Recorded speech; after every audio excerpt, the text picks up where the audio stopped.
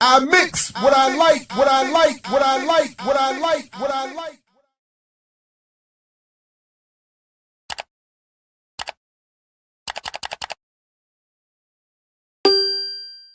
I mix what I like, what I like, what I like, what I like, what I like. I love to see my people party with me, man. Good to see you, Black Brown, Sweet Nikita, Miss Rhonda. Hey, happy birthday, Miss J. Hey, Rhea, Sweet Sharita. Party with me all night long. Say what? That's right, baby. Bring it to the front. Hey, Janine. Well, guess what? Hey, when I see you, yeah, I get a little happy.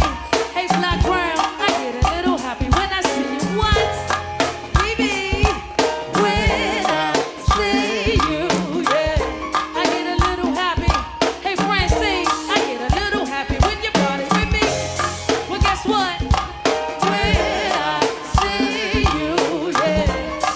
Hey, Jay, hey, Randy, I get happy when you party with me. Guess what? When I see you, yeah, yeah. Hey, Cole, I get a little happy when I see you. What? When I see you, yeah, yeah, yeah. Listen, fellas, I put your picture on my mirror. Start to blush when somebody says your name. And my stomach is a pain. See you walk in my direction, I go the other way. I start to stutter when I speak. Try to stand, but my knees go weak. What's happening to me?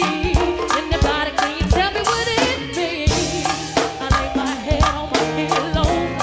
He got me staring out the window. Wish on a star for a sign. That's the reason why. Oh, yeah. Yeah, we back, everybody. Come on in. Hey, see you. Hey, Marlon, you sexy boy. Hey, Please. Good to see you again. when I see you. Hey, fellas, listen. I scribble X and O's on my notebook, checking how my hair and my nails look. A little miscommunication on my part earlier. We're over here. Glad you all found us. Big bro. Hey, I caught up to your note, and I forgot to answer your question. I'm about to answer it now. I wonder if you know, or do you have a clue? Yeah, I lay my head on my pillow. He got me staring out the window. Was on a star for a sign. That's the reason why. Yeah. Oh, yeah. Salute. See you. Yeah. Marlon, so sexy boy. Welcome back. Oh, no. When I see you.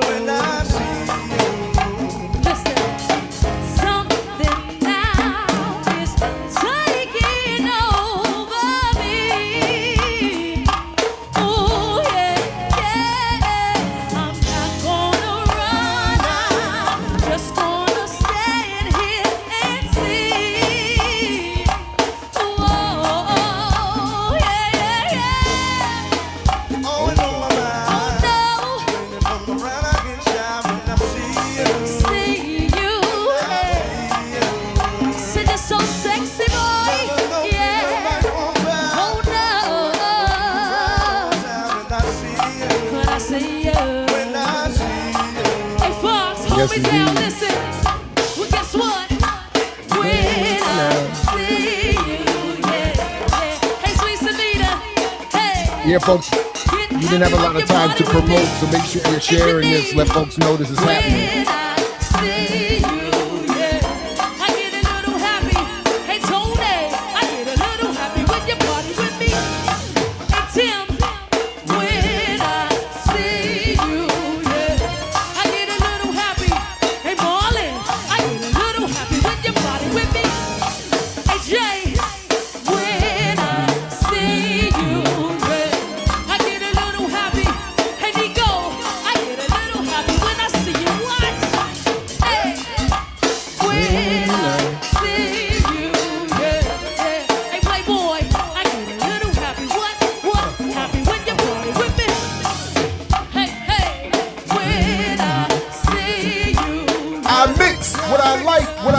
the Mexican historian.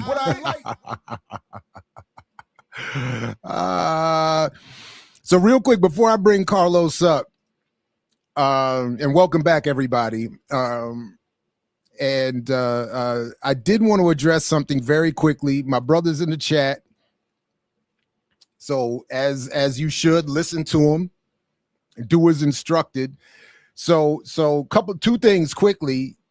We're going to have to schedule an interview again, bring my brother back up here at some point soon, because apparently you have a one-man show happening in Brooklyn that I'm looking forward to. So we gotta help promote that, and I got to get my tickets and catch up to what you're doing there. So that sounds dope. And so everybody stay tuned. Oh, I see what I did here. I got to turn this off. And then the other thing, the other day, Jamil asked me who do I think the best go-go percussionist is, and you asked me between Go-Go Mickey, Smoke, and Mighty Mo. And I know there are many others, and salute to everybody, including Parrish, my man Parrish, who rocked them mightily for us in Mama's Biscuits. So I have to answer it this way. So because I grew up in the 80s, well, I first heard of Trouble Funk probably in the late 70s. But really my era was the Capital City show. The tape that came out of that 1985 Capital City show. That's what really made me a go-go fan. Rare Essence, DC Scorpio, Proper Utensils, EU, and everybody else. So Go-Go Mickey would be my era's GOAT. And for me, Go-Go Mickey was the standard. Smoke came up a little later. And while he wasn't my generation's, particularly moment, it pains me to say it, but I can't imagine anybody being better than him. But I also have to say that Mighty Mo is the one I saw the most, because he played with Maisha and the Hip Huggers, and because my man Salute to Big Rose and his homeboy who was DJ, and I forgot his name, forgive me for forgetting his name, but he was the DJ at Club U in DC when there were these weekly Maisha and the Hip Huggers shows. And I was there, I feel like I was there every week, because we got in, you know. And then they had the soul food buffet. You could still, for me, this was bad in general, but you could still smoke in there. This is the late 90s. You could still smoke. And for those of us who enjoyed other delicacies, we could weave ourselves in there. So you had drinks, soul food buffet, and then the band with Sugar Bear, Juju, Mighty Mo, Sweet Cherie.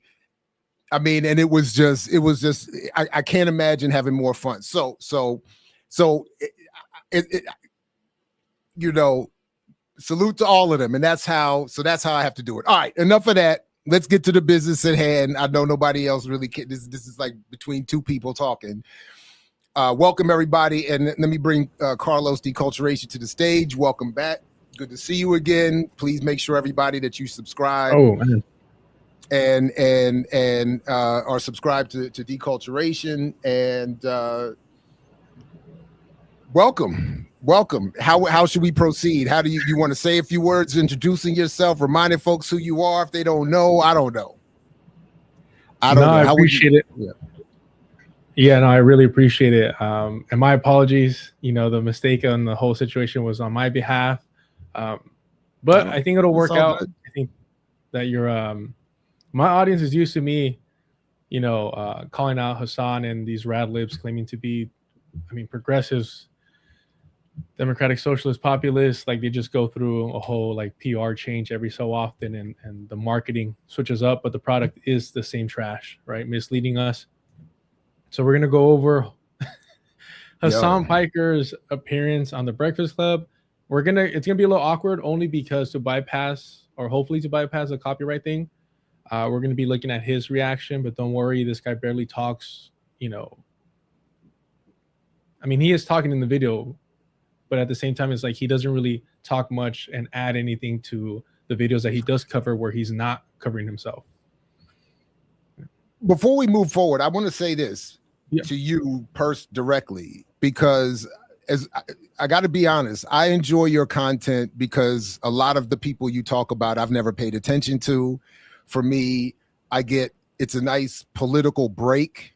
In other words, I get a break from my normal spaces to check out what I consider to be a bunch of nonsense elsewhere that I don't know about, but also through a more appropriate political frame. So I don't feel like, so it's like in many ways entertaining, but not in the way that completely drifting off into Disneyland might be.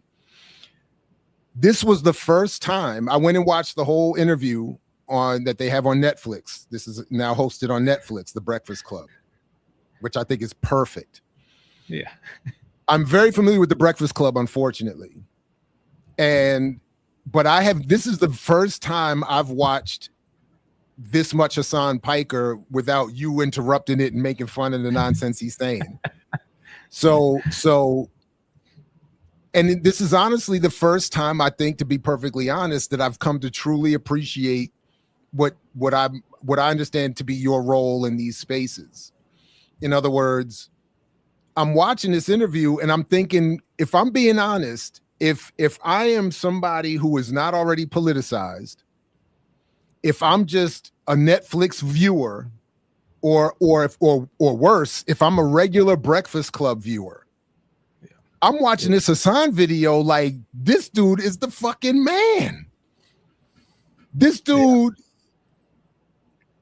and I took notes. I took meticulous notes, and it took, what I didn't do is put a time on it, because on Netflix they have the full 3.5 hour show, and then you got to scroll through to get to the roughly 1 hour that's Hasan, or 30 or 40 minutes. I don't know how long it is, and I watched it in 1.5 times, so I don't know exactly how long it was. But it took a while before he finally, in my note at the moment that he gets to, I wrote, there it is: liberal Zionism, democratic settler colonialism. He does not condemn colonialism. In fact, he argues for this one state solution, and as if that could, anyway. It was a very but again, I'm watching this thing. He's talking about, he's calling out anti-Zionism. He's condemning the liberalism of certain elements, even of the Democratic Party. He's saying he is not a capitalist. He's not. But again, if you're a Netflix viewer, he's saying I'm a DSA. He differentiates between where Charlemagne says he's a social democrat. I mean, so he does all these little things, and if you're not paying attention, it's like, or if you're not of a certain politics already, you could see. I get why he's so popular. And there was one other thing that he did that exposed himself, but I'm gonna save that because that's my pettiness. It has nothing to do with politics. But so I just wanted to give you that. I wanted to sort of give you a little bit of credit that I think that I at least had not properly appreciated what you're doing, because I don't really watch these folks. So seeing him in doing his thing, and I'm like, wow. And because I know Charlemagne and Envy and them are just, they're not, to them, he's like a brilliant revolutionary. So anyway, so all right. What did you send here? Do you want me to start with the first link you sent here? Is that the plan? Yeah. I mean, if we want to call it like poisoning the well or whatnot, but if you really want to see what an absolute fraud this guy is, let me send you this just so we can see how I'll label it fraud. I know I'm sending you a lot, my apologies. But this is Hasan Piker saying ACAB, right? Oh, wow. All right, hold on. Yeah, the bottom one. Yeah, my bad. No, you want me to start at the bottom with the bottom one? Yeah, the bottom one is just, yeah. All right, I gotta, because of the way I have to be set up here. Hold on a second. Let me do this. Oh, I see. Hold on. All right, hold on a second. Hold on. I see, because it's got sound on it. Let me. I'm gonna have to do something here real quick. If you want to vamp for a second, I gotta get myself logged into this other browser so I can play it. My apologies there. No, it's all good. I just Yeah, it's just the way I have this thing set up here. One thing that I did want to highlight, since you mentioned it, and I appreciate, I say that what I do is I just talk shit, but it's just the shit that I was criticizing privately. Now I could do it publicly. And the frustrating part is that I really do see Hasan Piker, the Sam Cedars, the Kyle, KKK Kalinske, and the Crystal Balls all part of this counter-revolutionary media apparatus, the new wave of it, where people no longer trust mainstream media, but trust these so-called independent, political commentators and journalists. They're not independent.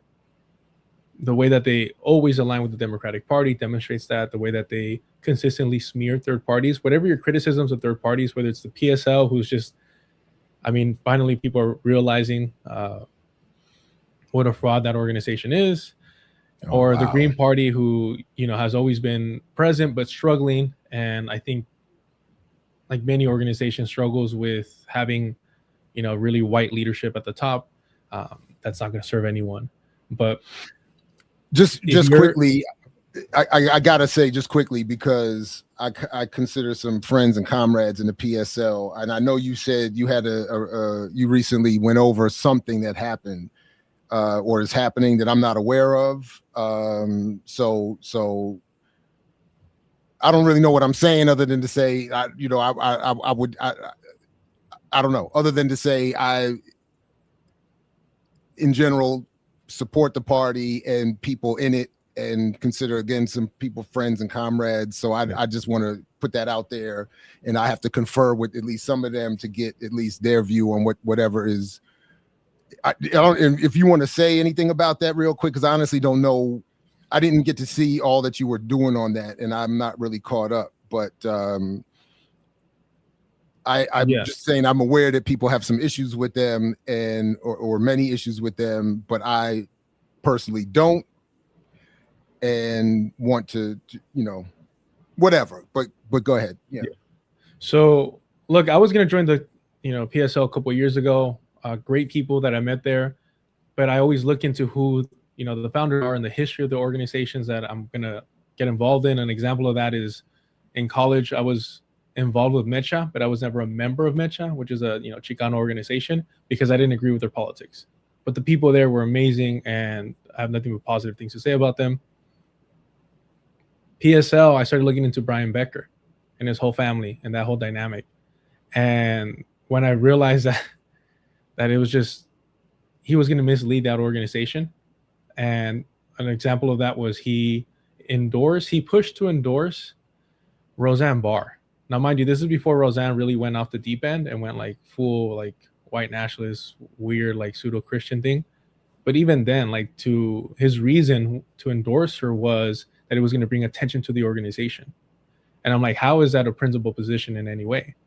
And the more I started looking into them, the more I was like, I can't be involved with this, despite still, tuning into Breakthrough News.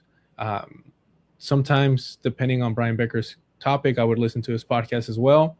But I was just uncomfortable being part of an organization that he was essentially the head of.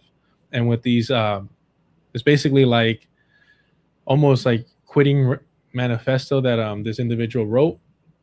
I believe his name was like Wyatt or something, like it was some white name.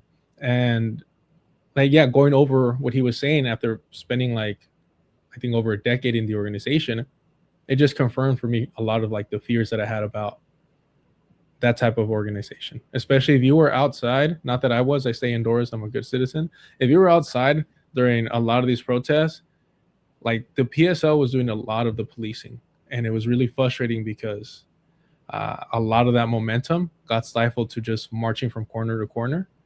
And we get it, obviously we know mobilization versus organization and all that, but when you're claiming to be mobilizing on behalf of organizing and still misleading people, that's even more dangerous, I think, than just saying that you're here to like march, because it makes it seem like you're actually organizing a party that's going to change things. But yeah, I mean, it's mainly my criticism of the top. So again, just to be fair, like I've been pretty cool with Brian over the years. I'm not aware that he did this thing with Roseanne. In fact, the last thing I remember with Roseanne was when I was some years ago, I was asked by the Green Party if I would consider running as her vice president when they wanted to do the same thing to bring, this is before that wild turn too. And I was like, nah, I was like, I'm good. But like I couldn't even picture that. But and I've often had a problem with the Green Party doing that same kind of thing with the tactic of let's find a relative celebrity and bring them in. And I was opposed to them doing that with Cornel West and whatever. But so all I'm going to say is I put that out there. I hear you. I respect the right to be critical but I'm gonna have to look into some things and see what's what. Look, I don't know what I cannot. So I'm having a problem because I have to use an incognito browser. I'm having a problem logging into Twitter. Oh, no worries. And I don't know if it's going to let me play the audio through another Chrome browser. That's the only problem with this setup. So, and I don't even think you can run it through OBS. So StreamYard. We need to, but so I mean, I could just say what. So essentially, this guy's walking around what looks like to be like either farmer's market or something. And some cops pass by. Hold on a second. Let me just try this. My fault. I'm sorry to cut you off. Let me try this. Let me see if this works.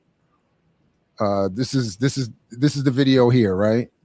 No, the one right above that. That one is essential, but right above the link. I'm sorry. Yeah.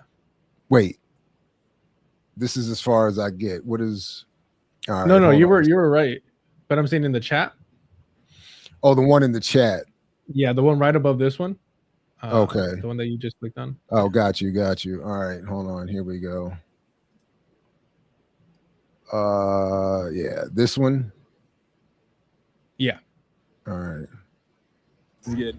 So, honestly, I think. Like a shout out. How you doing? Hey, what's going on, man? Peace. Happy New Year. Happy New Year. ACAB. Honestly. Oh, this place is good. Okay. And then the one that you had just pulled up, I mean, just highlighting the whispering of the ACAB is so sad, but this is who he really is. Why did you choose to call the cops instead of another type of wellness check service as a safer alternative? I did not know. At the time, I did not know. Wait, what was the question? Genuine question. So the question was another type of wellness check service is a safer alternative. I did not know. Oh, wellness check is a safer question. Why did you choose to call the cops instead of another type of wellness check service as a safer alternative? I did not know. At the time, I did not know.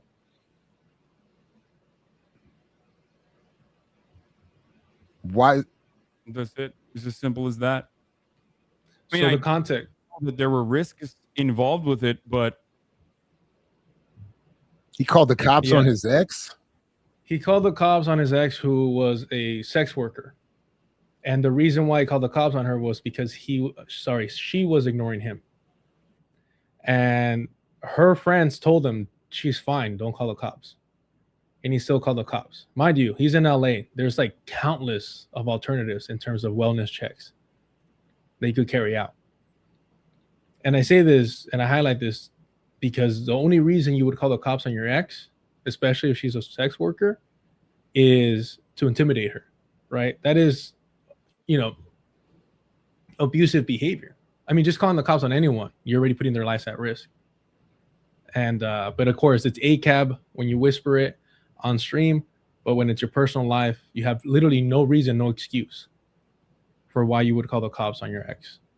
So this is the type of individual we're talking about. It's all a character. It's all facade. Nothing is consistent with who he truly is and what he represents. And we're not even getting into the fact that he was basically soliciting sexual content from his viewers on Snapchat, something that can't regulate, age and stuff like that. And the moment that men started sending him stuff, he started complaining, right? So like just things like that.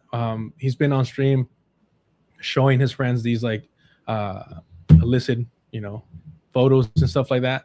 So just a creep through and through. And if you bring up this stuff, his culture just excuses, all his creep behavior. But yeah, it's can't stand this guy. Yeah, that's wild. That's wild. All right.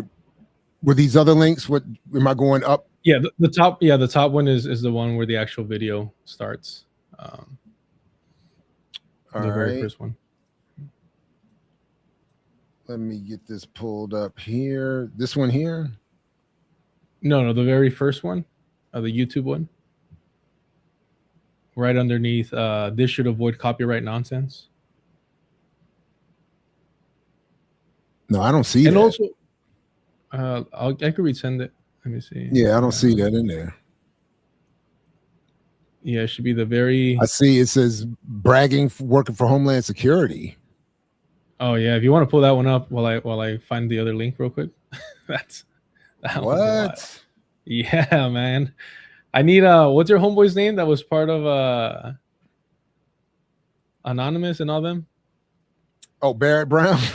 Yeah, I would love. He was Barrett not part Brown. of Anonymous. Very clear, right, just to right, be. right, he right. was a journalist who covered some of the work that they allegedly did. Right. Yes, thank you. Sorry, Barrett. Or you pulled someone off. Haas. So when I was in college, this is more of a confrontation story, but when I was in college, I was working on a program called Cicada with the Department of Homeland Security, the Command Control Interoperability Advanced Center of Advanced Data Analysis. Wow, and you have some fancy-ass titles. Yeah, I know. It was like a mathematician, like a group of mathematicians, whatever. I'm not going to get too far into it, but I never told my boss, who was also my professor who wanted me to be on the program, that I was actually going to get up and confront kind of him and the team of math professors that are working with the government. The story just rants. Wow. Yeah. Okay. So we need Barrett on the case. I was going to say this didn't come up in the Breakfast Club interview either. Oh, did it? That's strange. Hey, I just sent it. Oh, are they going to let us play this? I think so because it's him covering it, right? I mean, so it's like yeah.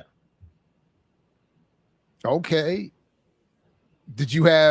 Are we watching this whole thing? We don't have to go through the whole thing, but we could just, I think there's a couple things in the start that make me laugh. Okay. And then, yeah. Breakfast Club. Social media. We're going to talk to him next. So don't move. It's the Breakfast Club. Good morning. I would recommend skipping 5 minutes because he does a whole walkthrough thing. It's crazy. It's like a... Oh, yeah. I saw this part. Here we go. Morning, everybody. It's DJ NV, just hilarious. Charlemagne the Guy. We are the Breakfast Club. Lauren LaRose is here as well. We got a special guest in the building. DJ NV. Hasan Piker. Welcome. It's good to be here. How are you, man? How you feeling? I'm a little tired. I've been traveling quite a bit, even though they've stopped me from traveling to certain places, not to the UK. But yeah, I've been in New York. So that was the other thing. He got blocked from going into the UK. He's basically Malcolm X. He couldn't get into France. And again, so he'll say things that are like partially true, right? So he was denied access to the UK, but he wasn't banned from the UK. He was traveling through this like certain visa, and that was rejected, but he was not banned from it, right? So he could still apply for a visa, and then he could claim whether or not he got banned from entering the UK. But under like the specific like temporary one that he was traveling with, that one is easier to kind of revoke, right? And that's the one that they denied him access to.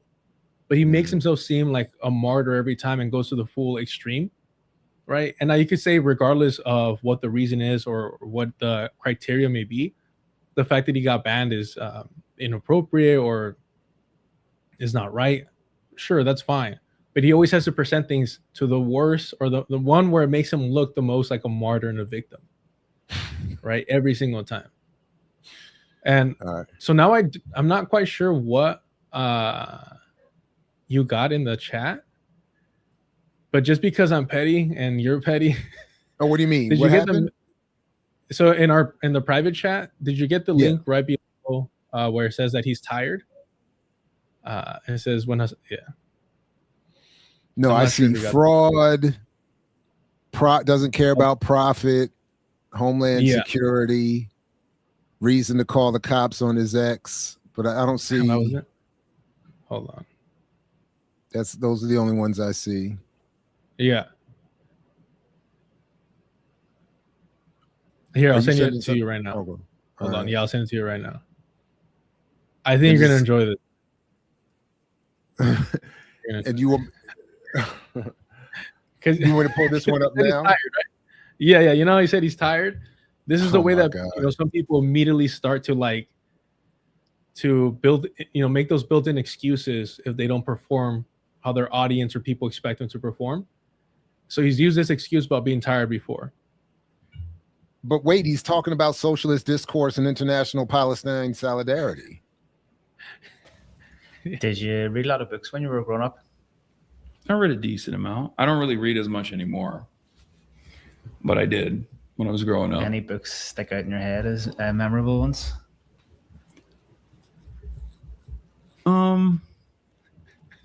I don't know.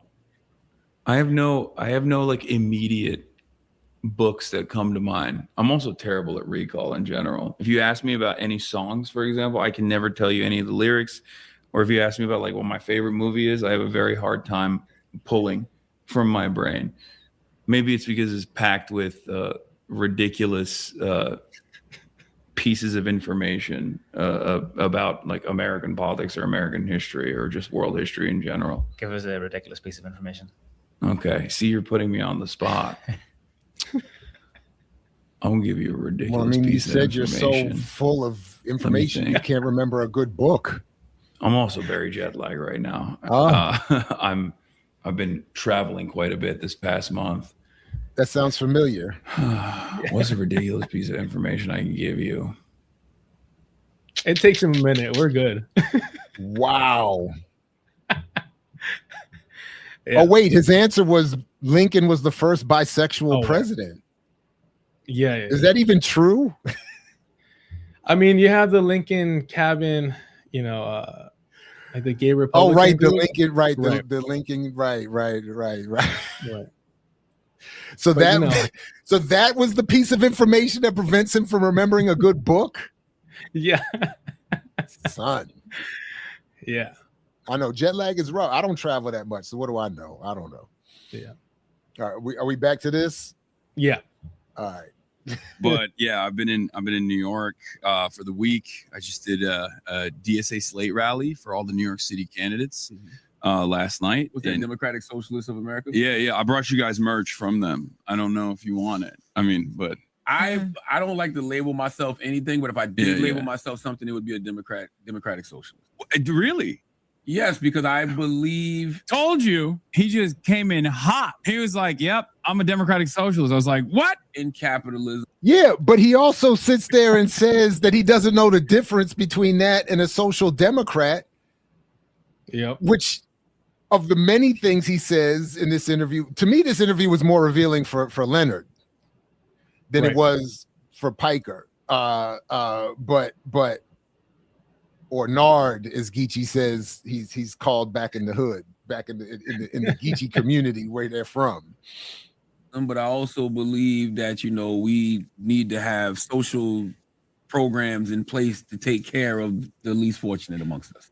Okay. So you're like a social democrat. That's what it would be like. Okay. So so it's not the same thing. Democratic socialism and social democrat different. There are definitely some social democrats in DSA as well, but they would be to the right of DSA. So they're the DSA right.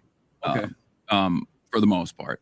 Yeah. I mean, it's all of the directions. Just tell me what all of this stuff was considered right. And then I'm sorry, wait a minute. Was Hasan self-congratulating that he said proudly that Charlemagne would be a democratic socialist? Like this is like a big. All right, the revolution's coming. Yeah, but I do want to say. Yeah, go ahead. Like Charlemagne asked him directly, "What's the difference? What are the different variations?" Right? Because Hasan brought it up. Hasan made the distinction, and instead of stopping to answer it, he immediately starts steamrolling and going past, that part of the conversation, and then he seeks to justify it later to his audience. But we keep going. Okay, got you. Radical to the average American politician. It's not so radical to the average American person, right? Because if you ask like regular folk, like, do you want free healthcare? They'd be like, yeah, that makes so much sense. If you were like, hey, should we stop bombing random countries and instead, I don't know, spend money on building schools here? Everyone would be like, yeah, no, that's a great idea. But in Washington, D.C., that's a radical concept. They're like, whoa, what are you talking about? Well, for people that don't know who Hasan is, let's break down who he is. So you break down to people who've never heard of you, who's first time listening, first time watching you, who Hasan Piker is. Yeah, I'm a Turkish American political commentator. I grew up in Turkey my whole life, but I'm an American citizen. I was born here. New Jersey, I was born here born and raised in New Jersey. Well, not raised in New Jersey, but born in New Jersey. Went back to Turkey, grew up in Turkey, and then came back. I will say for college. I will say, like, especially being, quote unquote anchor baby, undocumented, parents and all that. Whenever I hear somebody say that they're able to afford to fly into the country, be born, and then go back and be raised like, in their country of origin or their families, and then attend like private school and all that stuff, I immediately know what type of person you are. Right? Like immediately, the amount of wealth you have to be able to do that is outrageous. Yeah, I can only say just marrying into that kind of familial experience. I caught that myself. Like word. This is back and forth, whoop, whoop, whoop, and then like I was like, that's interesting. That's not. Yeah, that's interesting. I think it is revealing. You're right. Yeah. Yeah, I mean, his mother had a weird blog where she would like complain and brag about, having multiple homes growing up throughout the world. Yeah, like summer homes and who knows where. And so his whole idea that this guy's ever struggled a day in his life is just preposterous. And he'll talk about being broke. Like he literally says, when I was broke. And it's like the most hipster, interpretation of broke. He does say that, yeah. Because to justify his current riches, he had to let folks know I really did start from nothing. I went to University of Miami for a year and then graduated from Rutgers, and I started working for my. I mean, that by itself. Yeah, the Miami Rutgers thing. And by the way, I live a fully bougie existence, and our youngest got into Rutgers, and we couldn't afford it. Straight up, couldn't afford it. So again, I'm just hearing wild. That's congratulations, Mister. I started from nothing, and no mention of the Homeland Security aspect. No mention of cicada. No, there's none of that in here. He doesn't. I didn't know until you said so. Yeah. Cool, because just like every other, 2013 graduate at the time, it was impossible to get a job. So I was doing a free internship, and then basically that turned into a very underpaid job. That was the uncle nephew special for me. It's Cenk Uygur, the Young Turks. Yeah, you know him. That's my guy. Yeah, I didn't catch this the first time I watched it. So he's suggesting here somehow that his relationship to Cenk is like was like starting in the mailroom. Just say because it was like he started a low-paying job. But that seems like I don't know the history of TYT. So I maybe did they start? No. Yeah. Anyway. All right. Anyway, that just so he has literally said. Yeah. He has literally stated that streaming is harder than a regular job, and yeah. But he didn't mean no. But did he really mean that though? Are you really being fair to him? Like he wasn't joking. No. He doubles down on this.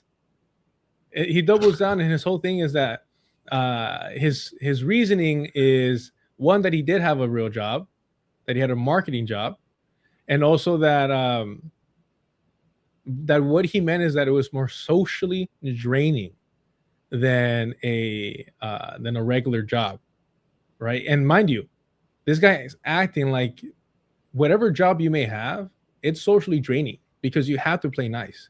You have a boss, right? Like even if it's not like, I hate jobs that require like customer service. I told myself I'll never do that again. Again, blue collar, where I don't have to pay attention to these people at all.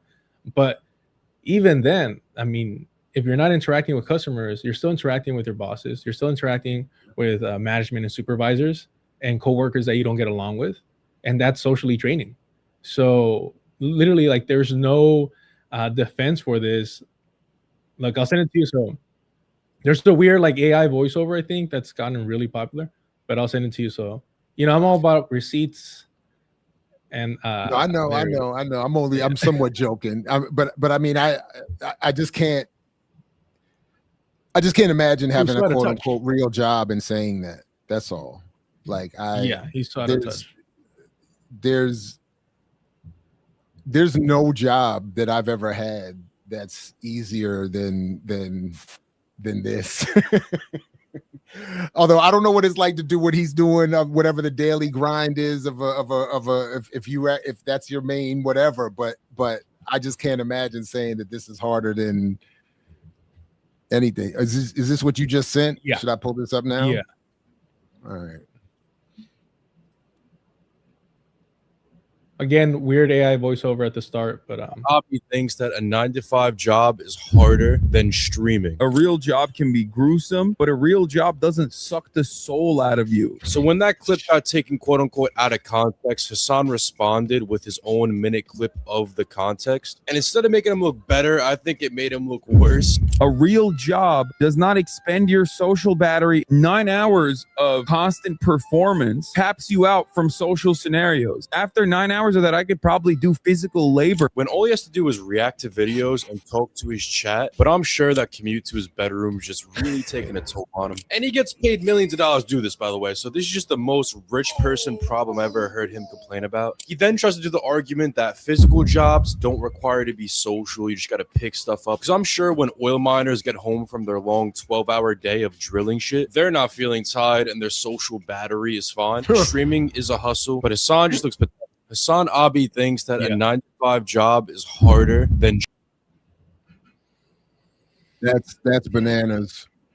That's bananas. And to be clear, a lot of the resources that I use in order to like pull up these clips and stuff like that, there are like reactionary right wingers criticizing him, but that's only because nobody on the left criticizes him, in any way. Really, it's pathetic. Like everyone on the left just bows down to him because he's the largest quote unquote leftist streamer, and they don't want to catch the ire of his cult. I'm blocked from the whole. He has a whole Hasan Twitter thing. I'm blocked by all of them. I'm blocked by him because I'm actually somebody that's, and when I say left, I mean socialist, communist, anarchist, not this rad lib shit. Right? So immediately, can't have that voice around calling this out, and unfortunately, No, and I'm glad. No, I'm sorry. Again, I'm just saying. I'm more impressed by your contribution, having watched that interview, because again, if you just tune into the Breakfast Club and watch it, you'd be like, this dude is all right. I mean, he's and even with my politics, if that was my first introduction, I might have even until that part about the liberal Zion that rang out pretty clearly. But up until that point, I might have been like, all right, this is. I mean, he's not on my team per se, but I'm surprised he's on the Breakfast Club. I feel like they might, maybe they're sliding over to the left a little bit. I might have even fallen into a little bit of that, given his performance there. Because again, so yeah, if you're not paying attention to him or certain, whatever. But anyway, yeah, okay. How we made that connection to begin with, but so I started working there. I was doing ad sales initially, but I graduated with a political science and comms double major, dual degree. I'm probably one of the only people that actually puts both of those degrees to use. That sounded like bullshit to me too, by the way. I don't have any evidence for that, but that rang out like bullshit to me. You're the only one to put together a political science and a communications degree? That doesn't sound right. But I don't know. All right, I don't know. Usually one of those things where you have those degrees and then you never end up using it. But I was fortunate enough. And I'm a political commentator. I broadcast live. And then did he just say that there are people who have one or the other, but they don't end up using them? Yeah. Well, now I'm extra offended. As a comm studies professor, I'm actually offended that he would say that. God damn it. On Twitch every day, 7 days a week, 8 hours a day, usually. I travel the world and I work with political organizers and unions and politicians and candidates to try to move American politics further to the left, hopefully. You also play some sports too, though, right? I play basketball. Yeah. I play basketball, but not like, nothing at the organized level. Did you intentionally avoid the democratic socialism versus social democracy distinction, or was it just a natural consequence of the conversation pace? No, I just didn't feel like I wanted to come in hot and then have the rest of the conversation be anchored around like the distinction between anti-capitalism versus social democrats that are capitalist, because that would have been a fucking boring conversation. Not really. No, not at all. Not really. It doesn't have to be. Yeah. Yeah. The second link, sorry, the link that I sent you right before the last one, it highlights again that like he's so inconsistent and maybe reflects something about his opinion of the people in the Breakfast Club's ability to understand the politics of it all. Well, I mean, to be, first of all, I'll pull that in a second. Yeah. He took the time at one point in the discussion, he takes the time to distinguish between anti-Zionism and anti-Semitism. Right. So why couldn't he take the time to distinguish between anti-capitalism and social democracy or whatever he was struggling with there? Why not? Yeah. But all right, here's kind of borderline teetering. Oh wow, on academics. What would most people think is socialism, my guy? Like, wait, what? Let me tell you something about myself then. Yeah, I don't give a shit. Yeah, I don't think that the capitalist organization of the economy is adequate. We don't need to have that conversation. But yes, no. What do you believe in that? Hey, socialism is not a poverty cult. You don't have to be poor to be socialist, even though you can still advocate for those who are less fortunate than you. The question that is on everyone's minds is like, there's two things here. There's two outcomes of this. Either you are the dumbest person on the planet and just like, whenever I described my political worldview, it just like went in from one ear and it out the other. No bus stop in there. Okay. No pit stops in there whatsoever. It was just like information coming in and out. Okay, nothing in there, an empty hallway. All right, and you're like, I thought you were like a kind of progressive, vote blue no matter who type Democrat. What is going on? And if that's the case, then you have no business doing political commentary, because what the fuck are you saying? Like, what do you mean? Then you're just like ill-equipped to have this conversation. You've openly demonstrated that. I consider myself a liberal, but before they start, so. Yeah. To give you context of what this is about, he went into business. Hasan Piker went into business with the Zionist family, the Ethan Klein and Hila Klein, both Israeli citizens, and Hila Klein actually served in the IOF. He knew all this and still went into business with them on a podcast called Leftovers. It was a political show. They never once brought up the Zionist project. And the first time that it happened, Ethan mocked Palestinian sovereignty, right, and comparing it to Taiwan and China. And Hasan just laughed it off and said, oh, you don't want to go down that rabbit hole, right? And then from that moment on, it was never brought up again until October 7th, brought it to the forefront. And Hasan wanted to keep the show going. And then Ethan, his liberal Zionism just, broke and went full Zionist, but he was always a Zionist. So he's been in business with Zionists before. And this is part of that fallout of that relationship. And he's basically saying, hey, I've been upfront about my politics, that I'm a socialist. And he's saying, if you don't understand that about me, then it just goes from one year out the next, right? Here's the problem. His cult is so programmed and so conditioned to just accept whatever he's saying in the moment that he's going to show a video right now of his first time talking to Ethan and Gila Klein, the IOF veteran, and where he says, yeah, I guess you could call me like a super progressive or some shit like that. And yet his audience doesn't pick up on the fact that, no. You're purposely mislabeling yourself depending on the audience. But yeah, if you want to play that. American political lexicon, I guess, like I'm super liberal. That's what that's what Americans think liberalism is. Like the more left you are, the more liberal you are, even though there is a genuine distinction between the leftist and the liberal. But yeah, I'm progressive, I guess. That's the catch-all term. I like progressive. Yeah. Who wouldn't want to be progressive? It's in the name. We're progressing. Yeah, well, that's why like early stage classical liberals who like wanted to rebrand, like Dave Rubin, for example, who now are very openly on the right and like everyone knows it. They originally tried to say like they're the real progressives, and that the people who brand themselves as progressives, people like myself, they were actually regressive. George Soros and Google. Right. He wears So- jackets that say bash fascist. What socialists, Dr. Paul, have you ever met that calls themselves a super liberal or a progressive? No, none. And yeah, I think I got lost there a little bit. Yeah.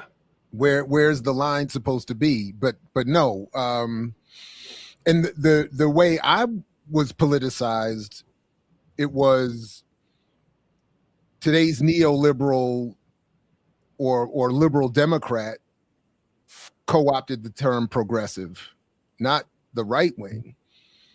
That progressive at one point did mean something more of what we would consider to be the actual left at one point, but then it got co-opted by the liberals. But no, at this point, no, I've never heard of any actual,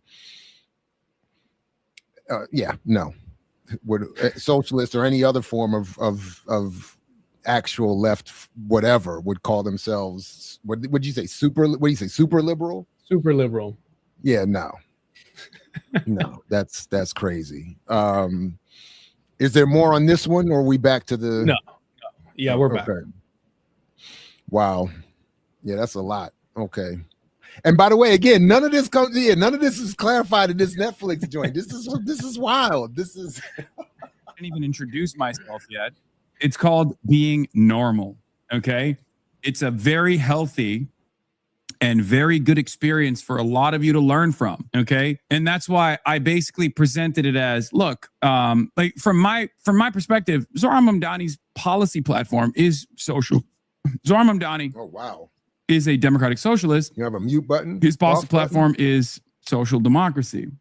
Same with Bernard Sanders, right? So for that reason, given that like the average person has a lot of appetite for this kind of politics, but the average politician clearly presents this as like some radical communism, I'm going to just bring that up rather than, talk about the academic differences, even though there are very significant differences. I'm not very good. You look athletic as well. Oh, thank you. That's very nice of you to say. Hold on, before you do that. Why you say it like you don't believe it? I don't know. I mean, thank you. I don't know. You look stocky like in football. But you also said that you were banned from some countries. For people that don't know, explain why you were banned, why you said that. Yeah, so recently, well, I have, back in the day, I used to have like ops as like other Twitch streamers, content creators, drama, and now it's turned into governments. And obviously the number one government op that I have probably is Israel. They're not too fond of me. And then the American government is also apparently, allegedly, investigating me for doing a humanitarian aid mission to Cuba that I went on with the journalist visa as well. There's supposedly some subpoena that I Fox News says I received. I never actually received the subpoena. And then now the UK has banned me and my uncle from traveling. Just because of your criticism of Israel. Yeah. Wow. So focusing on the UK, right? Because they said that. So again, Carlos, you sure you don't want to apologize and take anything back? Because they're coming for him. It sounds like he's on to, he's on a revolutionary mission. He hasn't even been banned in Without- any like platform. Understand, this is how little he suffered. He's had like a few, like a day or two, or maybe even a week, like I guess suspension from Twitch. But I mean, this guy hasn't even been deplatformed on anywhere. So I really honestly believe it's all just like fugazi. Like I believe it's like just a show. It's a work. Because there's no consequences. So in other words, no, you don't want to apologize. Okay, fair enough. We'll just keep going. You were blocked from going on the grounds that your presence in the UK may not be conducive to the public good. Yeah. What is That's what they happening with said. this And it's a audio? very opaque structure where they just kind of make this decision and they don't even have to defend it. Now, obviously, the UK doesn't have the same expansive First Amendment protections that we have. They have, hate speech statutes and whatnot. Having said that, this is definitely an escalation, and that it became a much larger issue both in the UK and internationally, as a matter of fact, because like in the past, they had stopped Kanye West from traveling to the UK, and also Valentina Gomez, who's another American rabble rouser. I mean, she was saying unbelievably hateful things, and also some far right Polish ministers and numerous other people that were trying to go and participate in a race riot that Tommy Robinson was putting together. So this is the first time where the British government has decided to ban travel for objectively left people who obviously have not engaged in any sort of like bigoted or hateful speech. They try to present it as hate speech. But it's just Israel commentary. So it's just you being critical of Bibi Netanyahu and the Israeli government. Mm-hmm. And not just that. I mean, I talk about the ideology behind Zionism as a racist ideology as well. I think that's probably very frustrating for a lot of people to hear. But could you explain that? Because I've seen you say that you're not anti-Semitic. Yeah, but you're anti-Zionist. I don't know the difference. I don't know. Does he really not know the difference? I mean, to be honest, I'd be surprised if he did.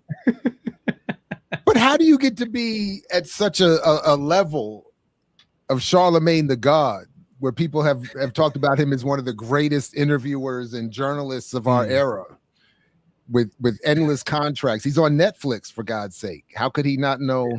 I don't know what either. I don't know what. So Zionism is like this intentionally vague concept, and at its inception, it is a political movement, a political ideology that it's just a vague, colonial usurpation and violent theft of land, and the vague.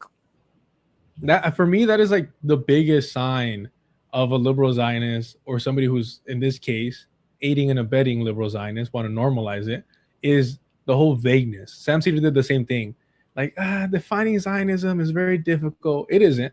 It's not. Let's stop pretending that it is. We may disagree on how specific of a definition you want to get or give, but it's not vague. It's a settler colonial project. What's vague about it? It's vague. It's vague. It's unclear. Sought a homeland for Jewish people. Sought a homeland for Jewish people they were testing out different places. Argentina was one of them as well. There were different parts of Africa that they were also seeking out. And then they landed on what is now known as Israel, landed on historic Palestine.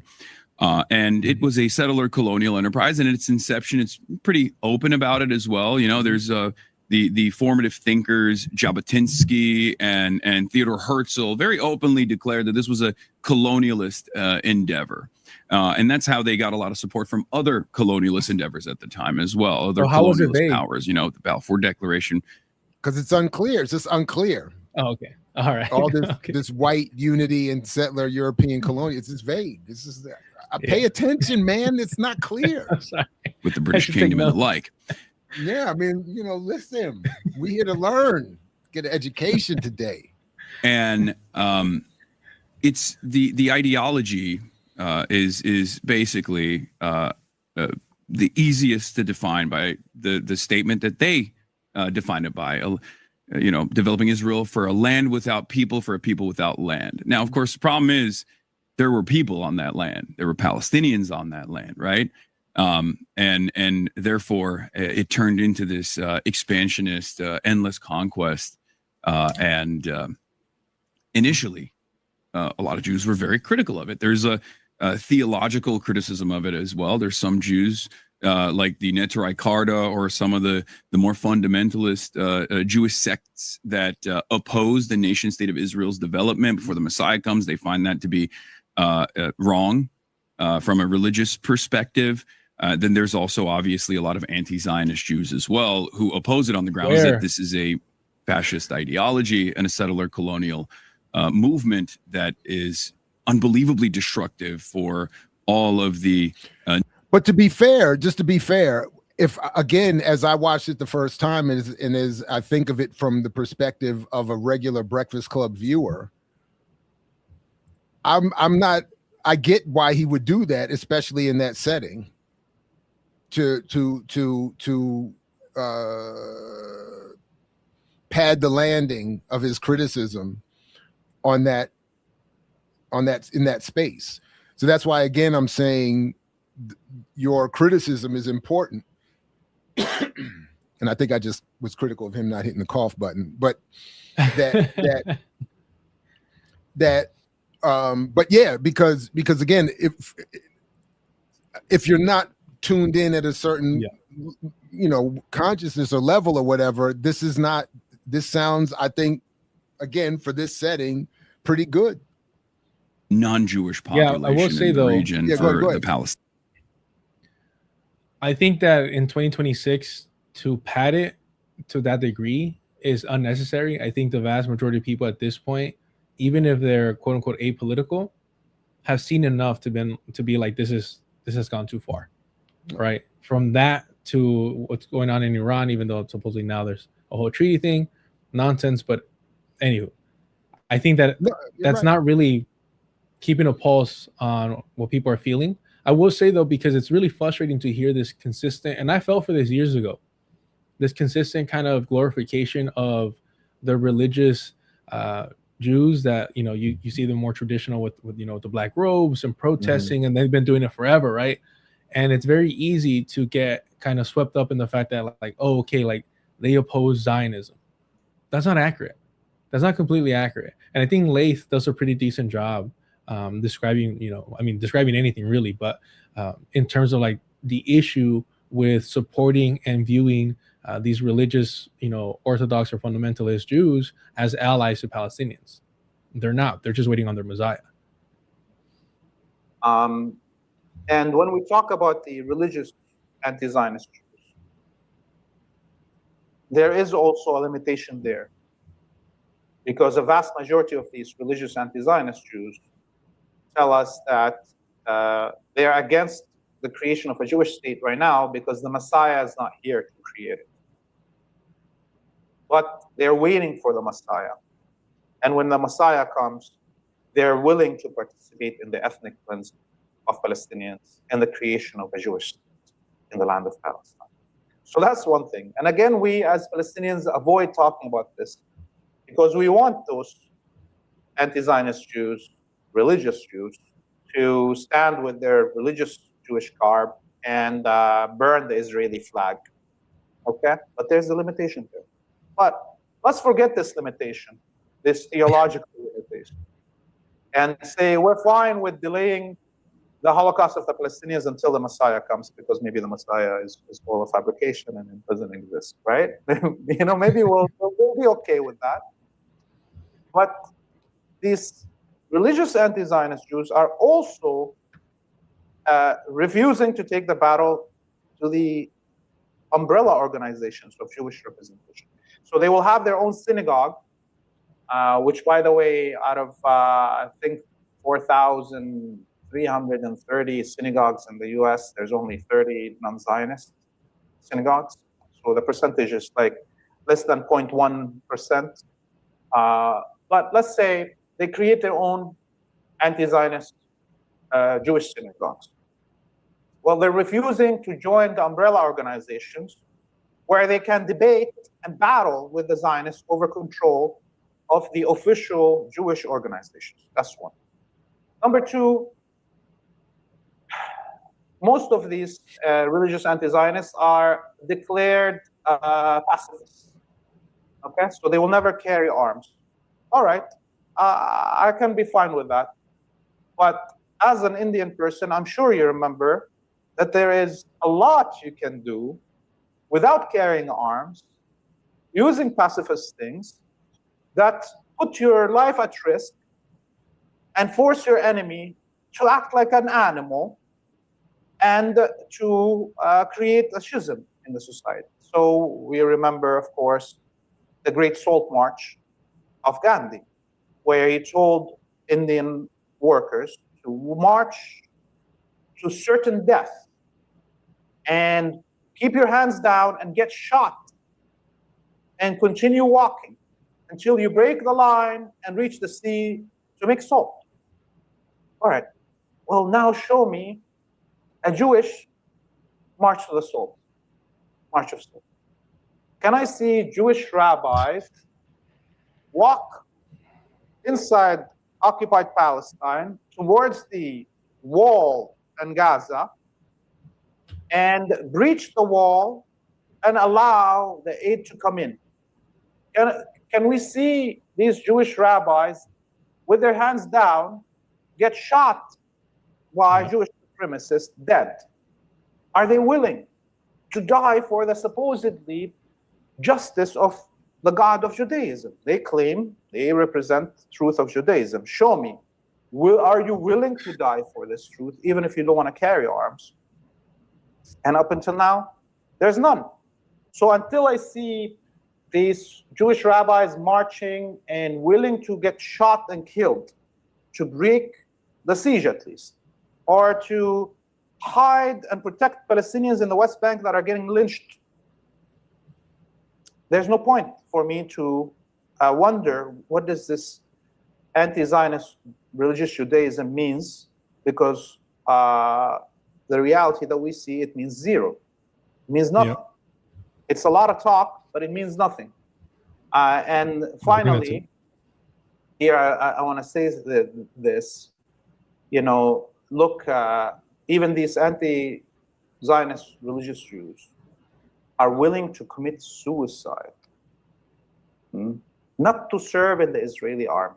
We saw multiple of them. Every year, they throw themselves from buildings every time the Israeli military comes to try to take them to the army. They're willing to die, commit suicide, not to participate in the genocide, but they're not willing to die stopping the genocide. This is another shocking factor. If you're willing to throw yourself from the top of a building not to serve in the Israeli army, why don't you just put on a suicide belt and blow up a Zionist barrack or something? You're dying. Okay, don't put a suicide belt on yourself. How about you just throw yourself in front of the tank? I think I agree that if you raise is the absolute best, man. Like, I'm sorry if I got you in trouble playing that. I try to, for the record, I did say I think that's good, and then you let it keep playing. Oh, is that what you did? I didn't catch that. I don't know. I don't. You know, I don't know. I don't know. Whatever. We'll see. All right. All right. It's cool. You know. But I mean. Yeah. What do you say? I love that he says, "Show me." I love that. He's like, "Show me." Just. Yeah. But again, I want to get back to the clarity because it's still vague. Lath doesn't quite do it, right? Like not like Hasan. No. That's I don't know. I'm confused. So I want to get back on the clarity. Palestinians for the Arabs, the Christians, the Muslims alike. That's the same principle that I hold as well. That's why I say I'm an anti-Zionist. And of course, I'm not anti-Semitic. Anti-Semitism is a heinous, bigoted ideology And I've heard you say that all the time. Yeah. And why are you considered anti-Semitic? Because there's no real argument against anti-Zionism. So you have to just kind of be like, oh, you're a hateful bigot. And it used to work. Like this was a very successful way to completely silence all manner of dissent in the past. It just doesn't work anymore because like Israel's actions have been so transparent and so heinous since October 7 that many people in the Western world recognize it now as such. And that, I think that kickstarted the process of people also like diving a little bit deeper into the history of Israel and its development and its inception, all the way from the Nakba in 1947 or even prior to that. And it caused people to realize like, oh, we just didn't know anything about this process at all. We didn't know anything about the way that this design looked like at all, or they were, misguided. They were taught differently about how Israel was developed. Now, I noticed, following you, I see people criticize you a lot, right? They say that, you criticize capitalism, but they also say you make millions of dollars streaming. So what do you say to those people, those individuals? Well, it's when I was broke, I also advocated for the poor. And at that point, they would be like, oh, you're jealous. You're jealous of the wealth. You just want to steal their wealth. And now I'm financially successful and I say the exact same things. Now they say I'm a hypocrite. And the reality of the matter is it's not about my financial circumstances at all. It's just about what I'm saying. I think people have internalized this idea that you cannot, and it's not even just about like advocating for the poor, advocating for the working class. It's more so just about any kind of belief that a better future is possible. People look at that and there's deep cynicism and distrust. When they hear that, they go, there's got to be something here. He's selling me something. Meanwhile, on the other side of this equation, there are people who are selling you things. I feel like there are so many people who will just be like, I made it. I'm rich. I made the American dream happen for myself. And you can too, as long as you sign on to my course, for $65. If you go to my. So they're laughing, but this is where I made the note that one of the commenters just pointed out in terms of Lath never being invited onto the Breakfast Club. No one who's critical. My note to myself at this point of the video was no one Black critical of financial literacy would be invited to the Breakfast Club either. So I thought this was like a very white privileged moment because they're laughing. Charlemagne's having a very uncomfortable laugh. And I noticed they don't cut to Envy. At least I didn't see it the first time. Because Envy, what must he be looking like given didn't he just avoid? That's his boy right there. Like Carlos Pena, like that's like their whole. So I just thought it and anyway, so that was my moment, right, where I was like, wow, he gets to come on here and be critical of financial literacy. I said, that's deep. Yeah, go ahead. Yeah, and there was a change in terms of like where he was getting pushed. And it's funny to talk about it, but the aesthetics of it really does matter. The whole suit. He went from just dressing like a regular rich kid, trying to still co-op, certain aesthetics, but nonetheless, he had to make that switch to the suits. And you saw people like Nick Fuentes always wear the suits while streaming to make himself be more presentable, respectable, and all that nonsense. He made that switch. Now that he's getting more involved with the Democratic Party. Sure, the left wing of the Democratic Party, sure, the DSA, but nonetheless, the Democratic Party. And he even said himself that when he saw Zohar Mamdani, use the suit and kind of, make it hip again or something, that he was more comfortable wearing suits again. But the thing is, it's like, it's all branding. It's all a branding exercise. And that's why he's finally on the Breakfast Club, because now it's like, all right, now we could push you as this product. And of course, the hypocrisy is throughout the whole interview. But this idea that he doesn't care about money or whatnot, it's just preposterous. The video will show it. And again, a lot of these accounts are reactionary accounts, are right-wing accounts, but they're the only one documenting these things. And I don't have time to watch his 7 streams a week that are like 8 hours long each. Yeah, he said it's 8 hours a day, 7 days a week. Who's what? Yeah. All right, so let me see this. Where you just fucking try to cut the head of the snake. But meanwhile, while they're fucking calling me an extremist, we got a hype train going. 4 minutes. You already know what the deal is. It's a hype train. Support the Piker Broadcasting Service. Support the public the People's Broadcasting Service, almost said the wrong name for it. If you support the show, you support independent media. And if we get to level 10 Hype Train, you can do that by subscribing. There's no ads on the broadcast. If you subscribe for $6 or for free with Twitch Prime or gift subs for others so they too can enjoy the show and be able to send me links and whatnot, then at level 10 Hype Train, you already know what's up. You already know what we'll be doing. Obviously, we'll be carrying the motherfucking flame. After seeing Will Neff's level 21 Hype Train yesterday, so much or level language. 23 Hype Train yesterday, I'm expecting much better performance from you motherfuckers, okay?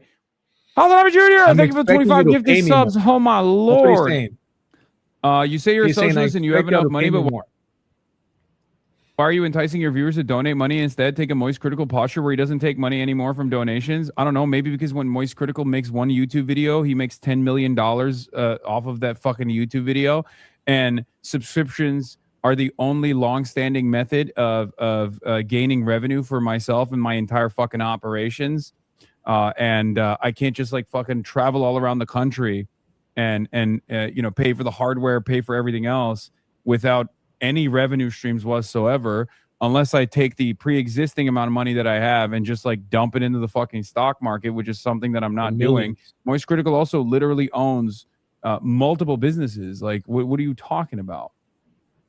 If only you had a DSA maroon hat, yeah, I'd rock it right now, but I can't. But yeah, Also, did you say something? Yeah, I mean that's basically it. But I mean, he's hyping up. A hype train is basically a lot of people are subscribing and giving me money right now, and he's literally saying, "Hey, so and so had like a 21 hype train. I expect better from y'all," meaning give me more money, right? And he's already a multimillionaire. He was born with a silver spoon. He's a nepo baby, and he's still demanding and encouraging and requesting more money. And that's the reason why I see somebody like Hasan Piker as no different than one of these prosperity gospel pastors. Give me more money and you'll go to heaven. Hasan says, give me more money and I'll bring the revolution. It's no different. It's a false promise because, I'm a bad atheist, but still, there ain't no heaven. And two, or at least not the heaven that a, prosperity gospel preacher is preaching for, right? There is no revolution, no true social change within the Democratic Party. And Hasan knows this. Everyone knows this. Yeah, that reminds me when Laith was talking about the religious Jews who don't support Zionism. I did think to say that I'm at the point now where with my atheism that I am convinced that the only way good people can remain believers of whatever their faith is by not actually reading and studying those faiths. Those who read and study those faiths and maintain them at the level that is demanded, that's where you end up with those people who will do what Laith was talking about. That's the level of bananasness that I think it leads to. It's just, but anyway, that was just a quick aside. Here we go. I'll come back to that. And sorry, because somebody mentioned, because there's a very common excuse, and I'm assuming that because of the title and what we're covering, we're going to have some of his hands here. The idea that he supports his family is another one, right? When he bought this multi-million-dollar home in West Hollywood, the reason why he needed to buy a multi-million-dollar home is because he lives with his family. His father was already filthy rich in Turkey, right? His mother, like I said, was born rich. She had multiple homes around the world. His brother works for, I think, making like something with like rockets and such. Gavin, so what do you think he meant when he said, "I'll carry the motherfucking flag"? What do you think he meant? No, okay. That's how I took when he's saying I'll bring the motherfucking fire, whatever he was saying. That's him saying he's gonna bring the. Oh, my bad. Go ahead. Clear. No, it's even worse. No, it's even worse. So that's a reference to Charlie Kirk, the Charlie Kirk song that "Will Carry the Flame" for Charlie Kirk. Oh, yeah. But here's why that's worse. Here's why it's worse. That's the Charlie Kirk joke. My bad. Yeah. Here's why it's worse. when Charlie Kirk got, Hasan was almost crying on stream. He was so nervous. Man, this guy turned whiter because he was afraid that he was next. And so the day of the stream, and y'all can find it, he is nervous, calling people, saying this isn't a joke, like saying we couldn't joke about this, like this is a serious matter, this and that. And then enough time passes, and now he's like making jokes left and right about it, but still refusing to go to certain open air rallies because he's afraid of his safety. So again, everything about him is just he's a fraud through and through. And for people, I mean, the argument that he's not bringing about the revolution, I mean, that's his whole position. If you go back to his original, like first, actually second independent show on TYT, the first one was called Bro Tips, where he was literally, questioning the age of consent and things like that. Yeah. And I can find it right now, but if you bring that up, first of all, we can't. We don't have a. This is not a deculturation live. You can finish. Sorry. Yeah. And so I just don't want people to think I'm lying on this guy, right? There's no need to. No, I hear you. If you bring that up, if you bring it up, his audience will tell you, "Oh, that was just a character he was playing." I'm like, no, this guy's like was in a fraternity and all this. Like, this is who he is. He lived in a fraternity house. This is who he is. But my whole point is the idea that he's not presenting himself as leading the revolution or the change to come. He goes back and forth between pretending to be humble, saying I'm just a streamer, to saying, oh, I'm putting like points on the board with my endorsement of Mamdani and other individuals like this, right? And so he understands that his cachet, his power, his influence is based upon whether or not the candidates he endorses win. And when they do, he pats himself in the back and says, look what I'm doing, right? And that's true. Everybody who knows your show knows that we've seen the receipts. You do bring the receipts. So any receipt that's lacking from this stream, you could go to Deculturation and find them all. All right, here we go. Tricks on how to be rich. And everyone, like, there are a lot of people who want that. There are a lot of people who demand that. They're desperate for it. And it's understandable that they're desperate for it because a lot of people are struggling financially.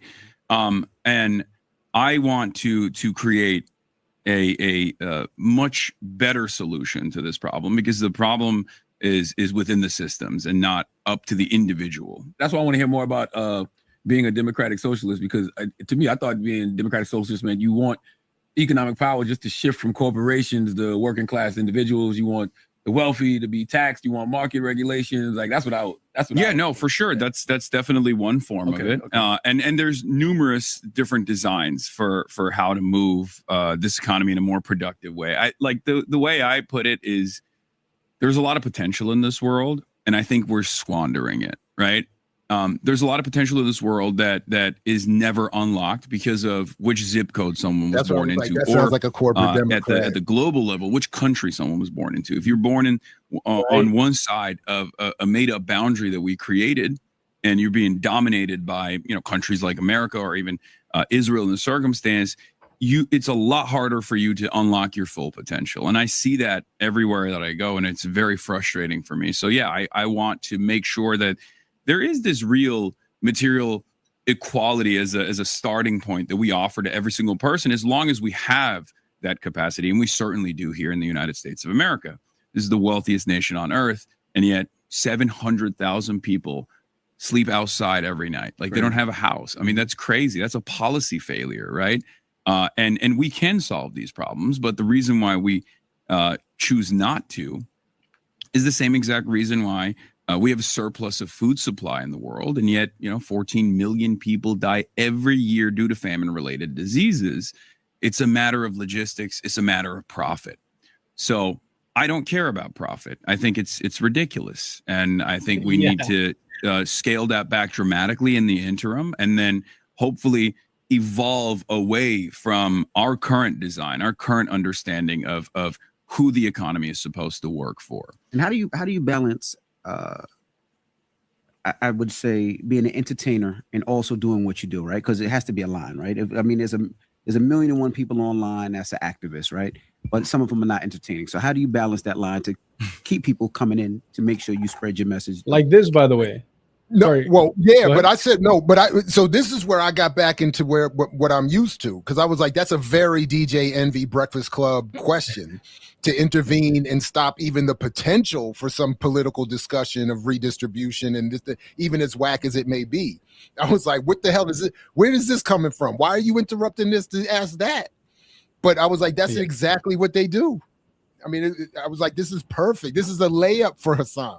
Whatever the message is that you want to put out there. Yeah, I think you have to be palatable. Yeah, go ahead. I think you can't just do. Go ahead. So I want to clarify for people that may not watch his streams, right? That don't have 8 hours a day, 7 days a week to watch his streams. Don't think that just because he's on the actual video he's covering, that this is somehow uniquely a version of him that's quiet. This is how he watches most videos that are unrelated to him. Twitch has this weird thing where basically they have no real copyright infringement, right? Like you could basically watch whatever you want. And that's how he got popular, through watching like reruns of, I don't know, TLC shows or like Kitchen Nightmares and things like that. Oh, and so it wasn't political at all. It was that nonsense, right? And so this whole idea that how do you, maintain being political plus entertaining? Hasan has never been entertaining, right? And I'm not saying like, look, there's people who I politically disagree with that can be entertaining, right? Whether because they're over the top, like Nick Fuentes, that's so ridiculous and audacious that it's just like, bro, what are you doing? While having so many contradictions within himself, or individuals who are more like smarmy or more kind of like obnoxiously combative and argumentative, like the Creep Destiny, right? There's people who I disagree with politically that I can say, hey, you know what? Whatever my opinion of them, they're entertaining. I mean, Trump, that's one of his biggest, reasons that he's so successful. Despite how disgusting of a person he is still entertaining. Hasan is not that. If he were, I would admit it, and he'd be more dangerous as a Democratic sheepdog. But that's not the case. This is usually how he interacts with videos, and he's gotten kind of called out for that before, for basically poaching content from smaller creators. Not basically, that's what he does, and just playing it and essentially doing that creep thing of like, well, I'm paying you with exposure, right? But we know that if you've already seen that video on his channel, you're not going to go to original one after the fact. And this is how sometimes he was known for just walking out of the room and leaving his chair empty, playing other people's content. And he could get away with it because one is, and if you call him out, then you're immediately a reactionary. He labeled one of the people that called him out like a neo-Nazi, because the only people that would hear him out was this, reactionary group of like pop culture commentators. But that's the only people that were willing to hear this guy out, because this Hasan has basically a stronghold over the whole like rad lib lefty liberal channels, audience, and orbiters. That's what he does. That's how he controls the narrative. So I just wanted to clarify that up. No, right on. Thanks. Academic jargon all the time. You have to have your interest. I'm doing it right now, as a matter of fact. This is send to mom quality. I shall be making use of this interview, gang. Yeah, not gonna lie, I watch you most days, and I love the Twitch interaction, but watching you lock the fuck in during an interview like this is aspirational. I mean, it's much easier when I don't have 30,000 chirpers in my ear. Because if I was having this conversation with Twitch chat, they'd be like, why aren't you immediately talking about how we must... And I feel like the enemy of... There has been an issue on the left. I think we're changing that right now. There's a real incredible crop of talent coming out of the New York City DSA slate. And I'm very excited to work with them and see where we go from here. But overall, I think for the longest time, especially in America, the idea was that if you're on the left, if you're progressive, you're a bit of a woke skull. Like you can't have fun, right? You have to behave like almost like a hall monitor. And that's never how I've operated. And that's actually drawn some enmity from the left as well, where people will be like, oh no, you're not supposed to say certain things. You're not supposed to joke about certain things. But I think it's fine. It's fine to be able to have fun while also consistently pushing for a better future. Because I think that's what the average person, that's where the average person is, right? Like socialism is not a poverty cult. Socialism is not about taking a vow of abstinence or taking a vow to never enjoy anything. It's actually about making sure that everyone can enjoy things. Everyone can have some autonomy in their workplace, better time off, better conditions overall, and pursue whatever hobbies they want to pursue. Because what the hell is the point at the end of the day? Are we just on God's green earth to work every single day so that someone else can make money off of your labor and then you get nothing in return? And the best you can hope for is like pay off your rent. And the only way that you can actually reach, the last level is if you're someone like myself or someone, people like yourselves as well, who have basically won the lottery, right? That's the way I describe it to people, where it's like, I have won the lottery and I continue to win the lottery every single day. Do you get scared about that? Do you get nervous with some of the things that and you here's say? the thing. And we've seen this climate. He was born. He won the lottery based on the family he was born into. And this whole idea, I continue winning the lottery. No, you're literally encouraging your audience to continue winning the lottery for you, right? So like, it's not like it's just like he's passively sitting back, like he is gearing people up. So I pull this up to highlight he is honest about this. He has always been like anti-woke school, anti-woke or whatever. And I'll give you a little backstory on why this is so preposterous.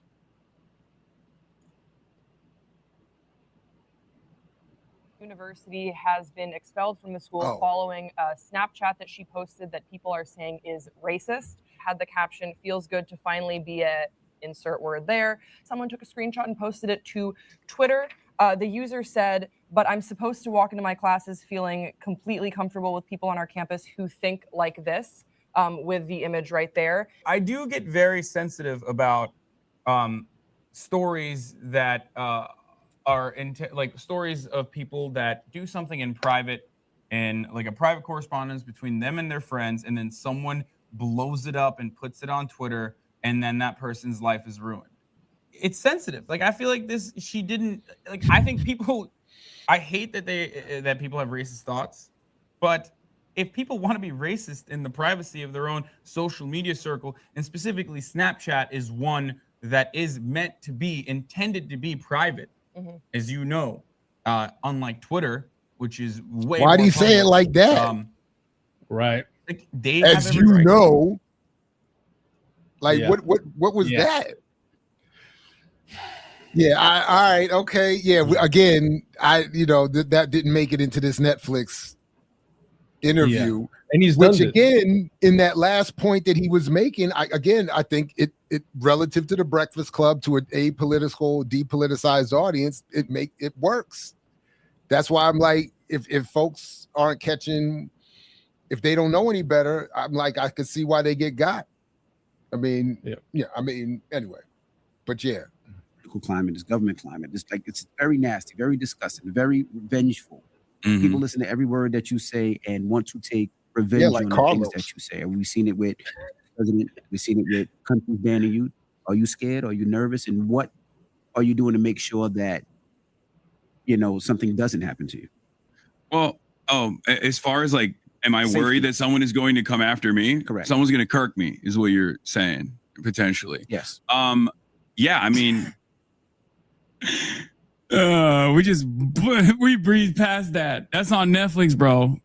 Sure, that's always a concern, but that's always been a concern. I mean, I've been seems worse recently. Yeah, it's definitely gotten worse, but I mean, the worst aspect of it now is it's not just like I'm getting random death threats or whatever from Nazis who are doxing me and my family, trying to swap me, but you got the New York Post coming up outside of my house with a drone, with an actual drone, Tel Aviv style, taking photos outside of my home. Tel Aviv style.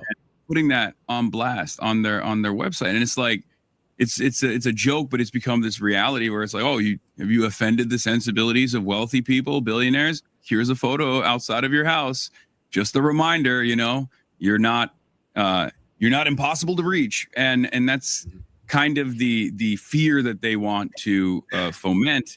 But from my perspective, this is unfortunately a natural part of the process. I've been saying the same things for many, many years. The government never came after me like this. It's not like I changed anything. What changed is the environment. What changed is that people are actually a lot more receptive to this message now. So now it's all of a sudden a real threat. So that's always going to be a fear that I have, but I can't let fear guide me. I saw an interview you did. It was at like an ICE protest, and you said that the government is targeting activists.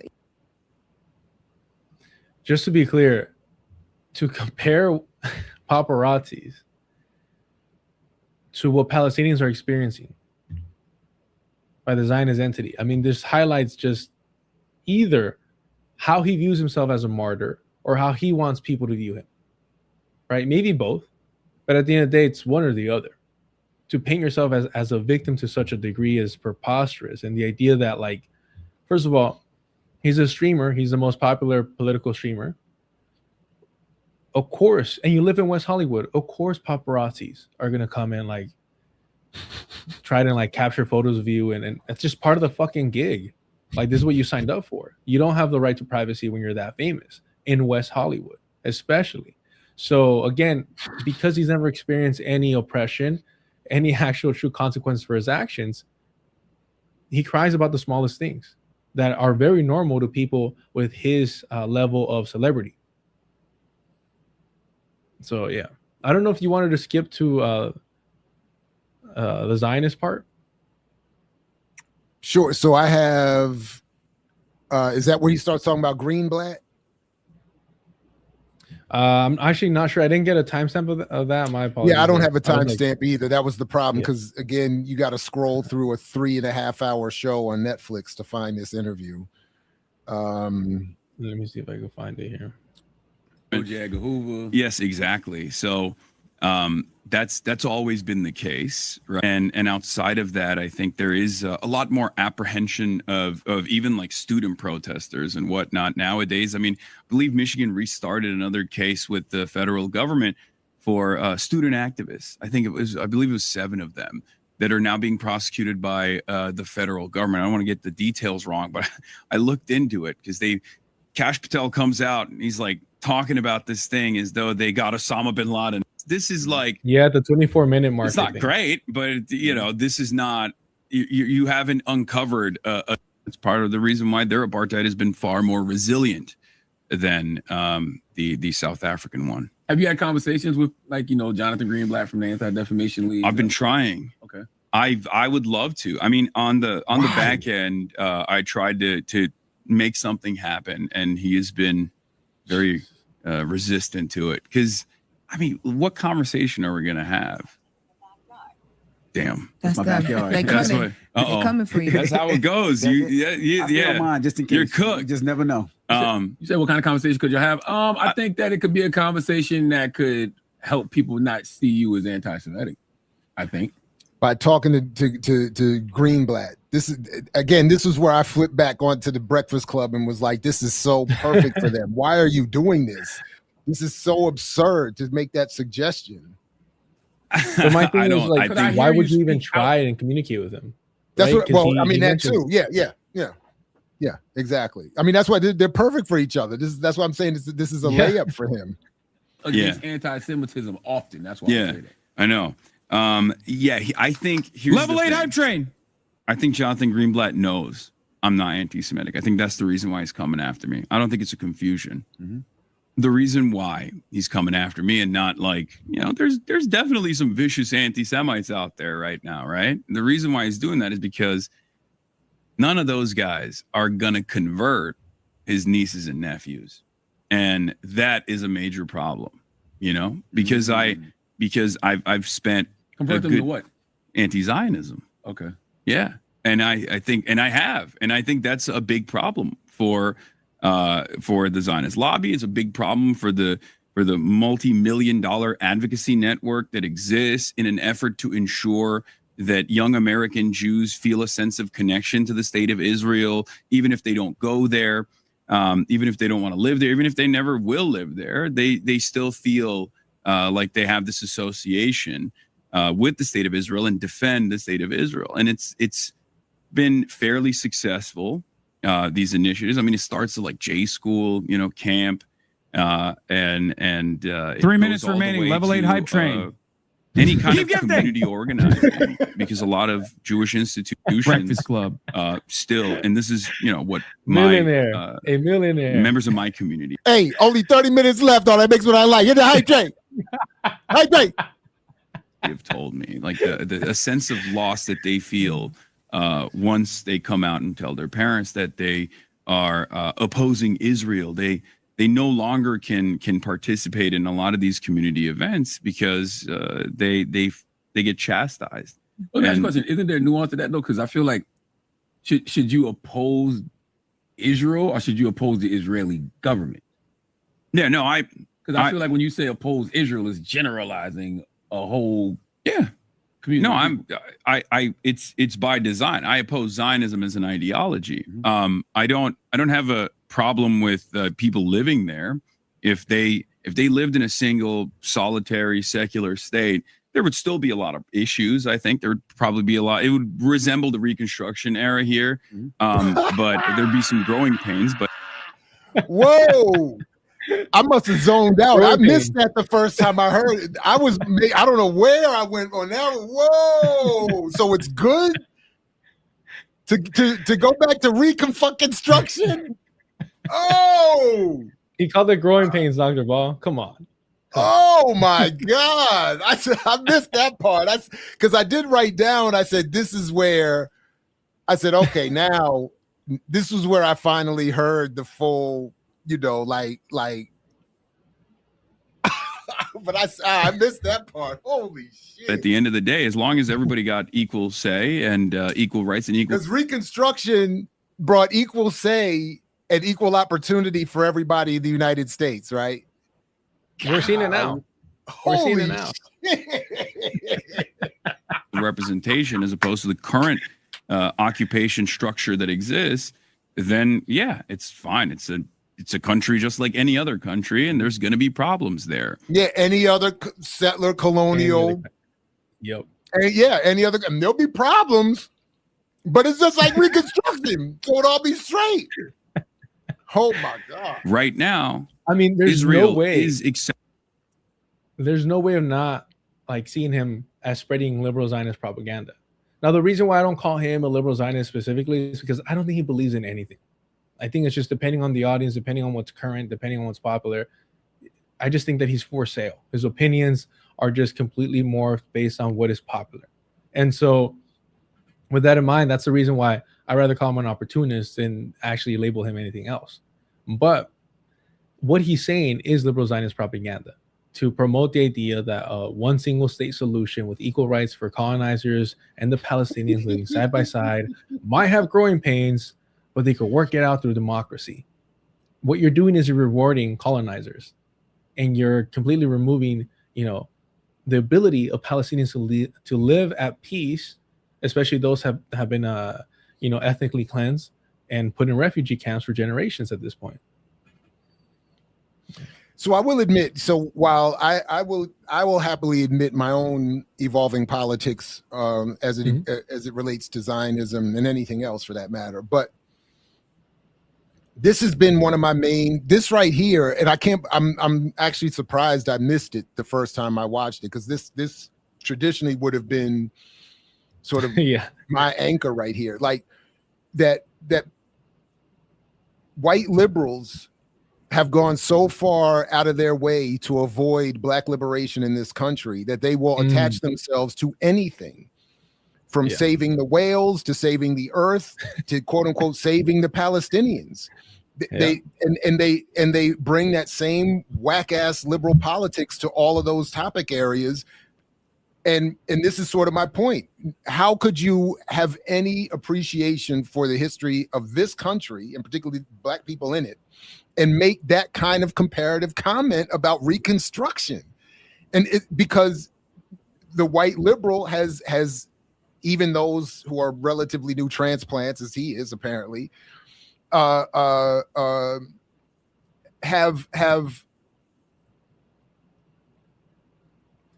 let me calm down. They have there is a consistent desire to abandon Black radical politics and Black liberation movements.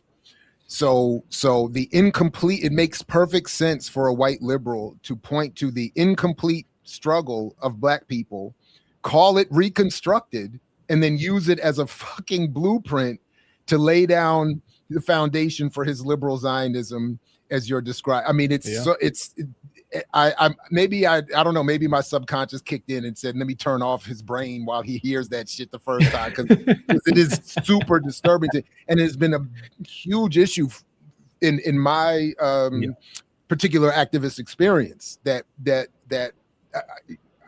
it almost and it's not to disrespect the Palestinian struggle, but it in many ways is a turnoff to be confronted by white liberals who want to talk to you about Palestinian liberation while they're looking at black people getting dragged by the police or whatever the hell, or just living a standard horrific existence in this country.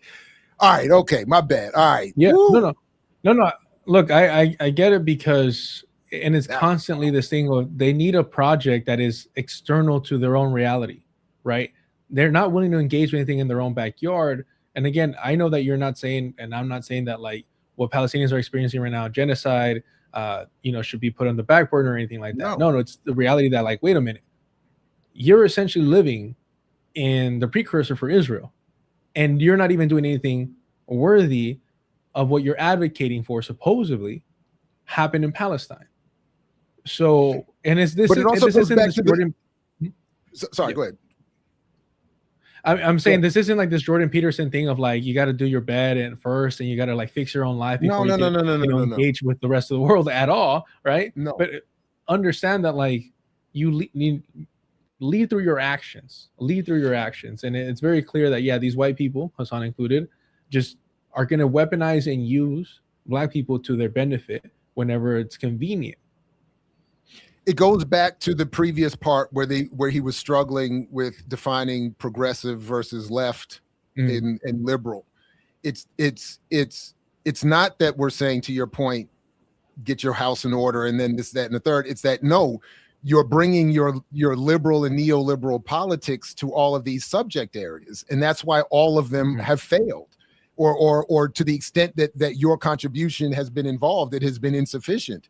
And that's why the earth is collapsing. That's why there's genocide in Palestine. And that's why black people in this country are not free. And add on to the list of any other thing, even starting with their own class struggles within their own white community. Like they don't, it is that's the point. So when liberals were either asked to step up or step out of the Black liberation movement,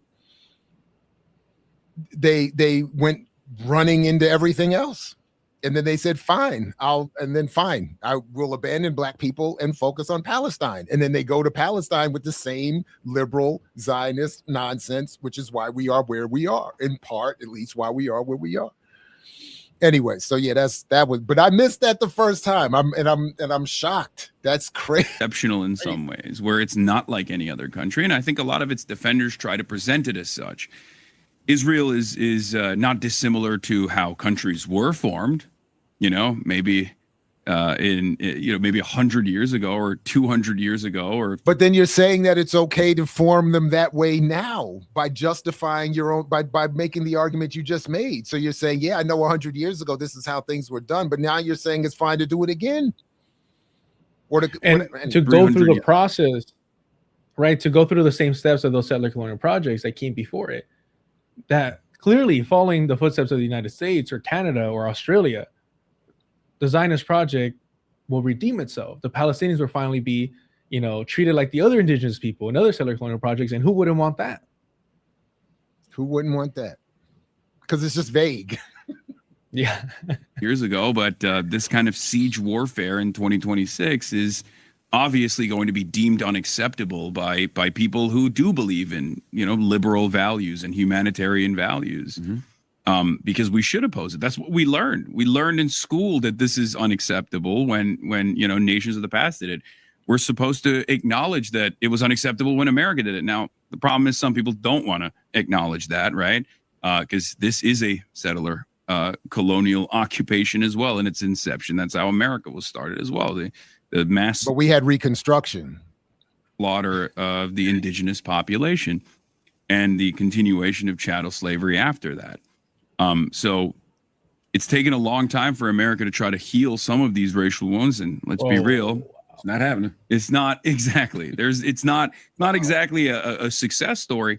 Having said that, however, I think it's we did elect Obama. It's still probably better than the conditions in Gaza. You know what I mean? Absolutely. Yeah, so that's it. Hold on. That's exactly. And that's the thing. That's it. Yeah. That was what used to send me into a rage back in the day. So you're saying that if it's not plantation enslavement or full on genocide in Gaza, I'm supposed to be good? So that's it, man. This is that's wild. That is.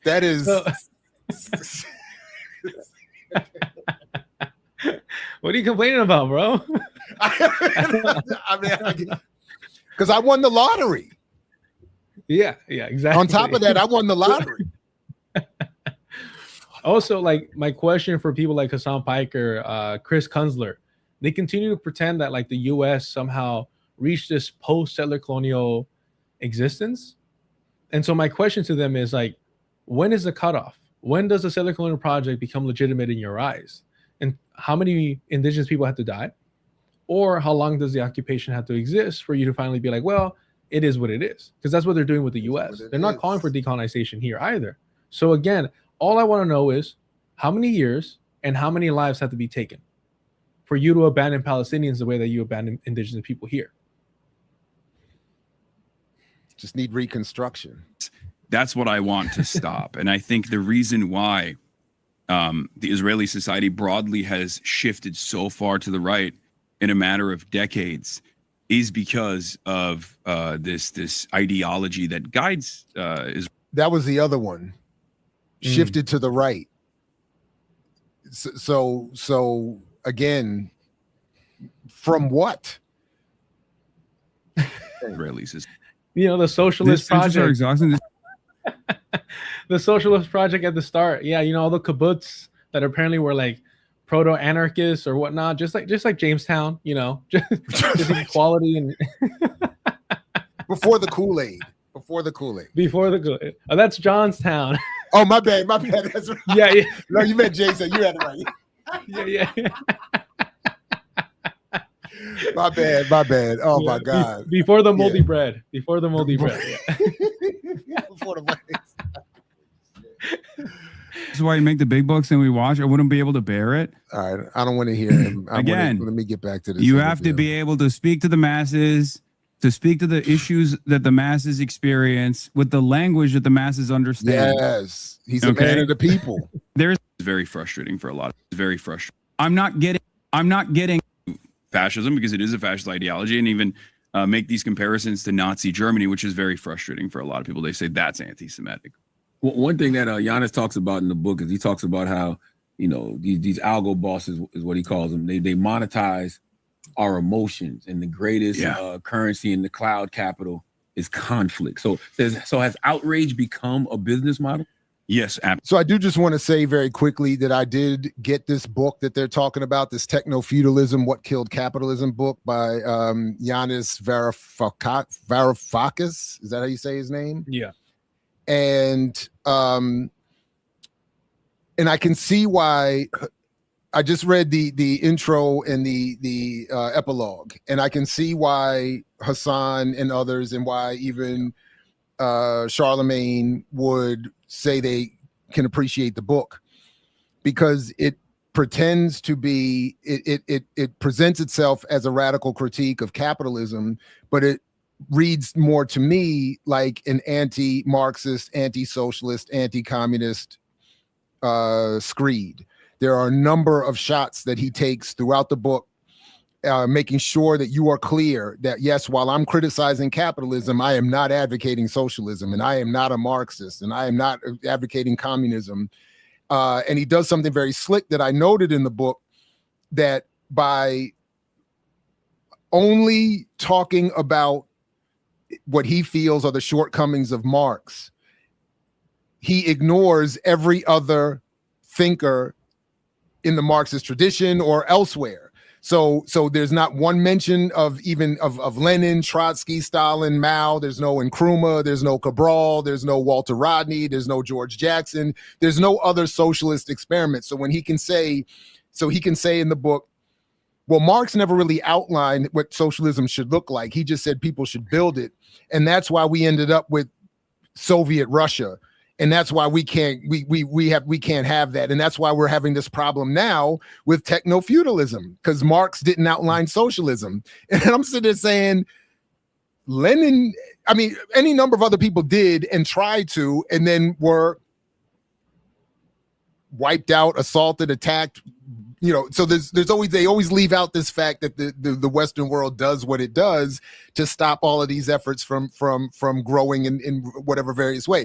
So my point again is it works perfectly for this conversation for them to act like that now they've read something deep and radically critical, and it really just is again an anti-Marxist, anti-communist, anti-socialist. Even though Hasan is sitting here talking about throughout this interview that he wants to bring about socialism. Oddly through the Democratic Party and oddly through reading books that he either can't remember because he's too tired from flying, or that are easy to remember because they're anti-Marxist. So anyway. Yeah, I mean, Giannis, somebody like Giannis I've disliked for a while, especially because the whole techno-feudalism is nothing but like, it's just a marketing ploy. Like, it's not a real fucking thing. It's just something that sounds fucking cool. Don't get me wrong. Like, I'll play that video game, right? But it's just capitalism. Like, it's nothing unique or different that he's, providing with that term techno-feudalism. If anything, when it first came out, I saw a lot of like the Jackson Hinkles kind of like wannabe commie reactionaries from the ACP using that term, right? And I was like, well, of course they would, because it's malleable, it's meaningless, right? And it sounds, again, I'm never gonna deny if something sounds dope. That sounds dope. Techno-feudalism, cyberpunk stuff, steampunk, whatever, like make it, that sounds dope on an anime and a cartoon and on a video game, but it's not reality. I was looking for the line he has in here. He's got a line in here where he says, because he's saying that he's lamenting the loss of the liberal individual, which had been granted us through capitalism. He's got a line in here. I highlighted. I can't believe I can't find it under. But he has a line in there where he says capitalism gave us our individual freedom or something like that, allowed us to. I'll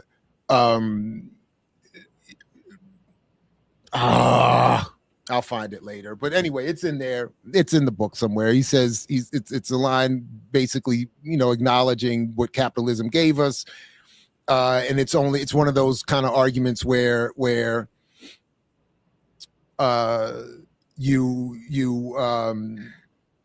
Capitalism was on its way to being great, and then a couple people got in the way and messed it up, and now we have techno-feudalism. But we definitely do not want. That's what he says. He says, he's talking about his father and how he learned a lot through his working class father, and he says. So in this moment, he's talking to his father. Your life at the factory was in short, neatly ringed fence from your personal life. Because he's saying when you got to go to work in the this is some slick shit. Actually, I'm being reminded. He says, talking about his father, when you got to go to work in the factory, your personal life was kept separate from your working life. You could go to work all day and then come home and live a separate, free, liberal, individual life under capitalism. What has emerged under techno-feudalism with their imposition on all of our media, social media, and digitized lives means that we don't have that separation from our work. So it actually fits with, now that I'm thinking about, with Hasan's argument that it's so hard streaming all day because then I'm never, But then the next line he says, it reflected a time when we thought that if nothing else, capitalism had granted us sovereignty over ourselves. And I was like, that's some slick. And then he goes on to condemn Marxism. But anyway, that's that. No wonder Absolutely. They like that shit. I mean, it's always what has sold newspapers as well. But it bleeds, it leads. Yeah, for sure. But yeah, this is definitely. I mean, it's more dangerous than that, because we've never had, due to technological limitations, this level of involvement in what people feel about themselves and about others, right? I mean, you can you can conduct a psychographic profile on a person down to the zip code, down to the house, and figure out, what time of the day where they're more likely to order a McDonald's hamburger. So this is where I thought, so again, because the core theme of that book is that the new digital reality is what has changed and upset that foundational but under capitalism, again, I bring it up all the time, but I remember vividly while delivering pizza, the manager had on his computer in his office a whole, and this is 1990s computer, that ran whatever algorithm for him that said, we're only selling this many pizzas and your payroll's too high. And we could sit there and watch the number and it would be like, oh, it dipped. Jared, you got to go home. So-and-so, you got to go home. So the point being, there has always been under capitalism a need to put labor under massive surveillance. I mean, look at the logs of the enslaved. So-and-so weighs such and such, can bale this much hay, such and such, can withstand this much pain, this and such and such. So this idea that this is some brand new, no, they just evolved technology to suit their capitalist colonialist interests. So why do we have to come up with some new shit all to avoid a criticism of capitalism and settler colonialism so we can write a book and act like we're being radical and woo, woo, woo, woo, woo, and come back and then he's sitting here talking about, this Giannis. And then we're going to vote for Mamdani and then we're going to, oh my God, this is some wild, man, I appreciate this. It wasn't all coming together for me. It's crazy. And then you can adjust the pricing, as many of these apps are doing now, to make sure that if it's in rush hour, they are more likely to spend an extra $1 on a burger. So they do these, the prices are not fixed. They do that for flights too. I see that certain times where people are looking to go on vacation or dynamic pricing. They're doing it with the World Cup right now. It's the same shit. So that they don't know which flights you're tracking, stuff like that. Yeah. I wonder, do they know, is there a certain period of point in the day where people are the most angry? I'm not even joking. I'm sure. I feel like creators are being rewarded for keeping people angry. These platforms are being rewarded for keeping people angry. Like certain times of the day, you'll see something get thrown out there, and you'll spend all day arguing about it. You learn that when you enter a newsroom. Not this is the time of the day they're angry, but like on the weekends, people don't want all of that. They want to have conversations. They want to feel good. Monday, Tuesday, Wednesday, heavy hitters. Yeah, that's a thing that you learn. Yeah. I mean, every time I go on Twitter. So again, nothing new. Nothing new. Yeah, but look, I don't even know if it's included. I wanted to see his reaction and his chat's reactions to this statement, but I also want to respect your time. And let me drop this in the chat.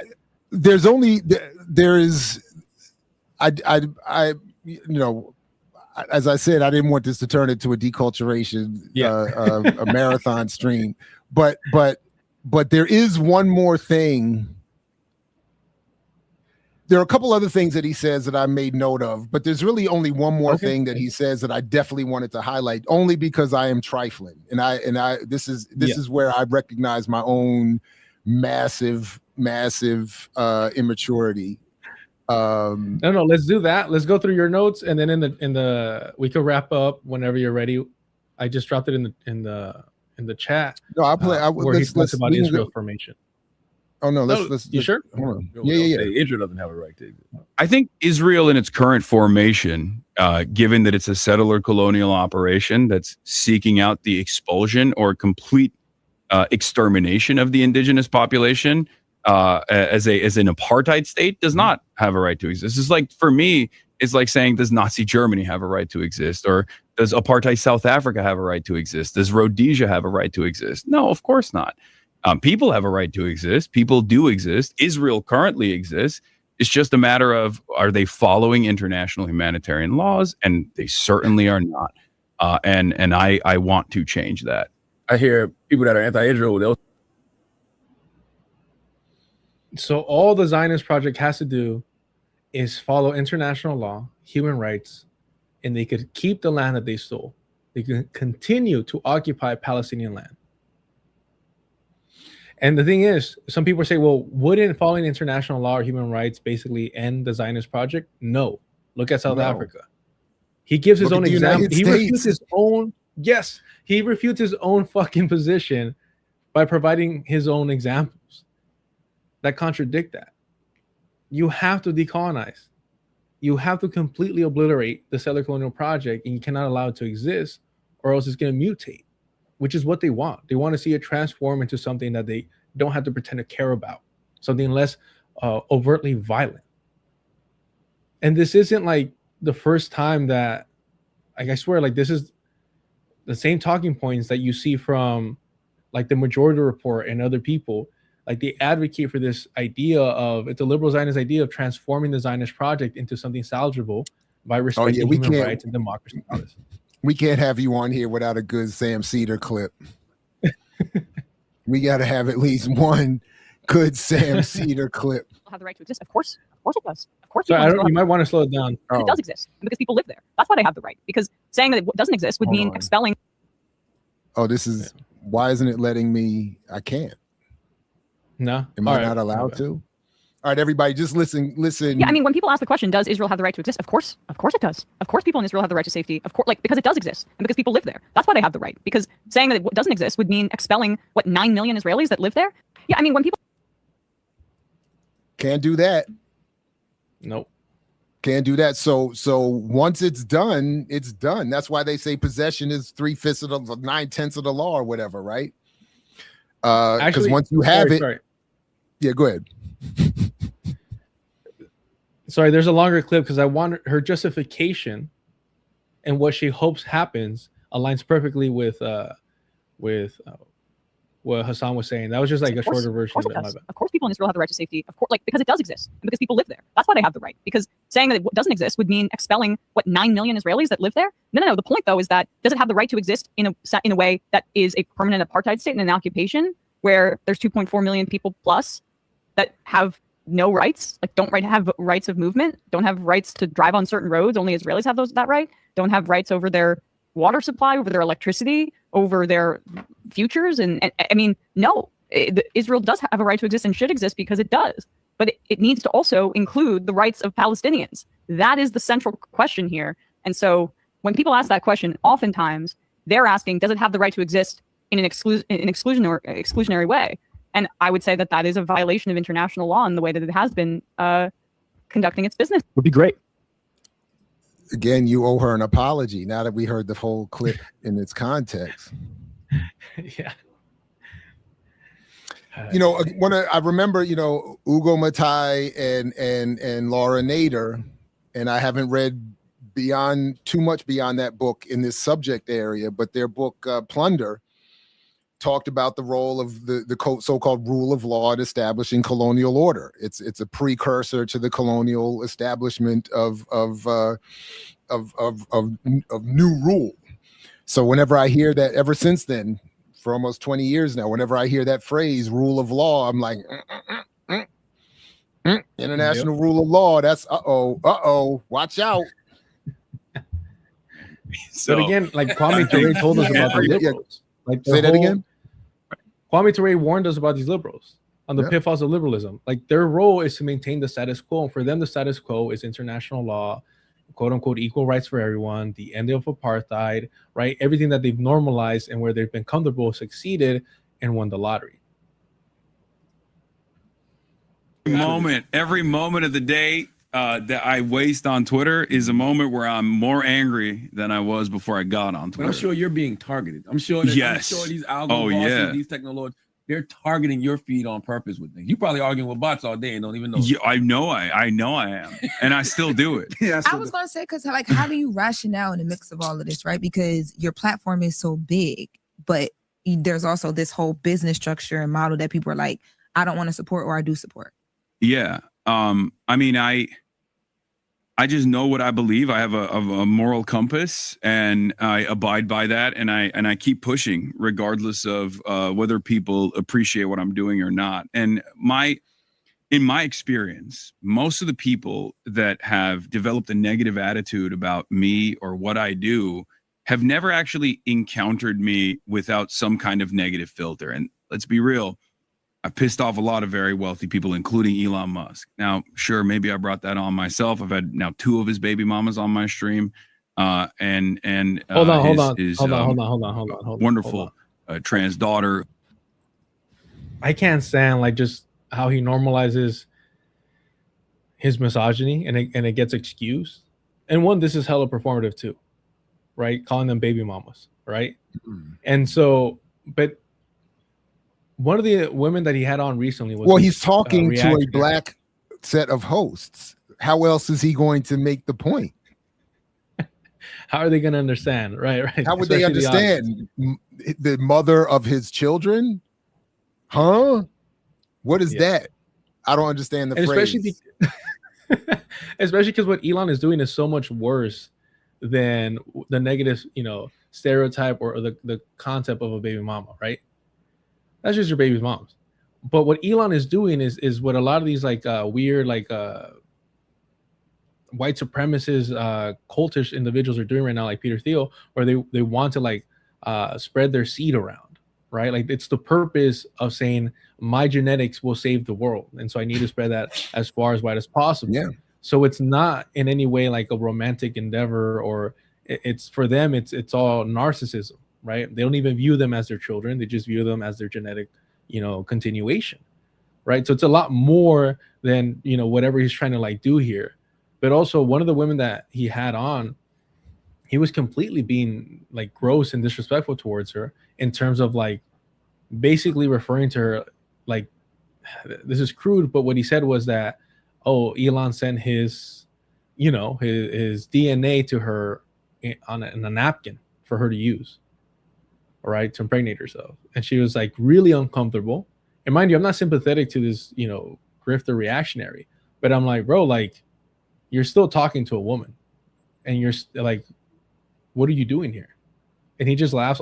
He laughs at it because a guy that's willing to call the cops on his ex, that shows you everything. A guy that's been a fucking sex tourist, that tells you everything. A guy that's recruiting sexually explicit content on Snapchat, because what goes on there. That's just a creep. But it doesn't. It makes sense because it's much easier to virtue signal about having his trans daughter on. Is it a trans daughter? Yeah, having his trans daughter. So it's a good way to virtue signal real quick as well.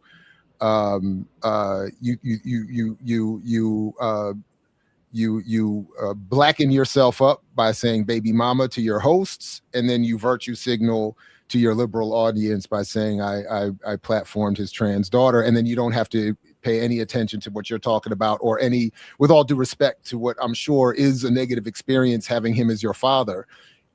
His impact on the world is far worse than what's happening with his interpersonal relationships. So, he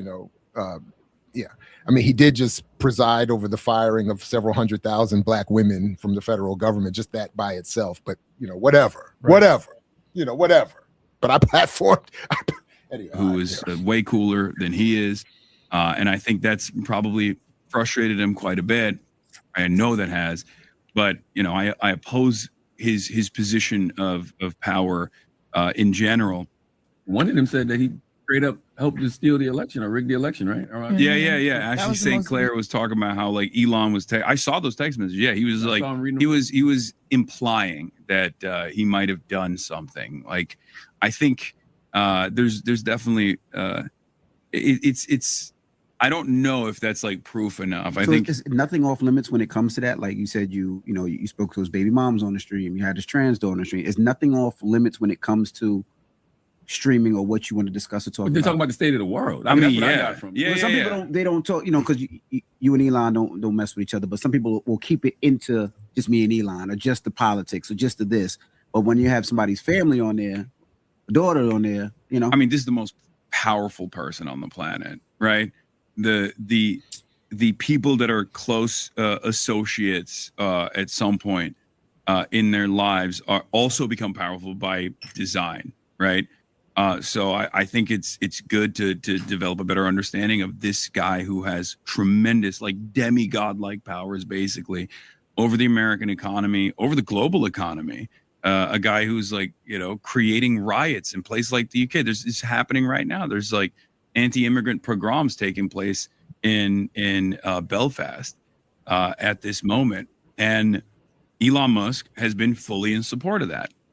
People, mass thugs have been running around, roaming the streets, looking for black and brown homes and tossing Molotov cocktails into these houses. And Elon has been fully in support of that.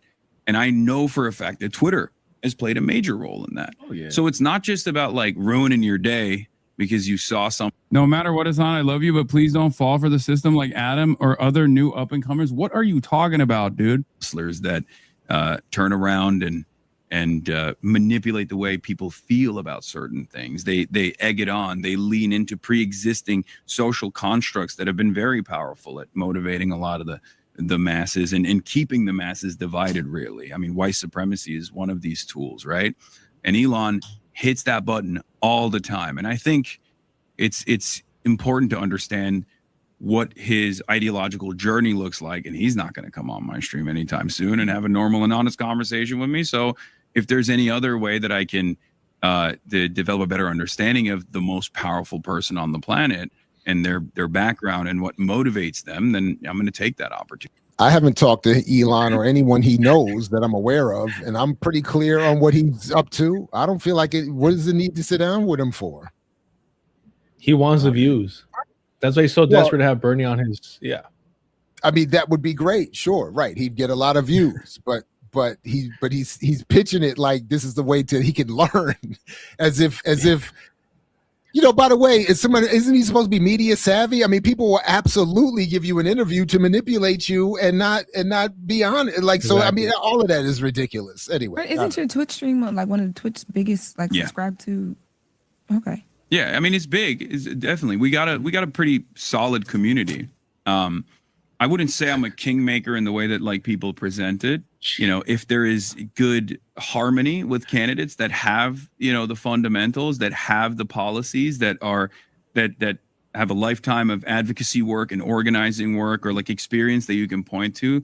An example of this that took place is in the Michigan Senate race right now. The primaries are going to be happening in August. Abdul El-Sayed is my guy, right? He's a Rhodes Scholar. He's a doctor. He's a stud too. He can do 3 plates on the bench press. He's not a doctor, by the way. I mean, that's besides the point, but you know, so that was the part I've been waiting for. That's my petty. This is my petty moment right here. Bigging up somebody for being able to put 3 plates on the bench. Hasan is supposed to be what, 6'2", a young man. He says he lifts weights in this interview. 3 plates for a young man who's supposed to be in the gym is baby weight, my guy. That's baby weight. What are we talking about? I will happily sit here, broken as I am today, and let it be known that once upon a time, even after tearing up my shoulder, 435 off the rack, my guy, 4+ plates, 3 plates is baby weight, son. If you bigging up people for getting on the bench, you got to do more than 3 plates. 315, son. That's where I was like, I was waiting for that. I was like, when I heard it the first, so I missed the Reconstruction shit, but I did not miss some nonsense about 315.